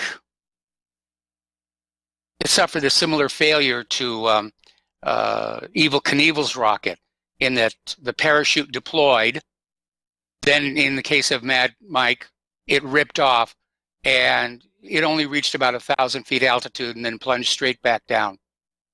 And he did not survive that. Okay, now Earth is bombarded by small meteorites. Oh, there's the music. I got to leave this story for tomorrow. Please stay tuned for John Stedmiller. I'm sure he's got lots of interesting things to share with you. Please spread the word of whatreallyhappened.com. Spread the word of RBN. Please donate. I cannot tell you how dire the situation is. We really do need your help if we're going to keep on offering this service to the public. And we'll be back tomorrow. Aloha, America.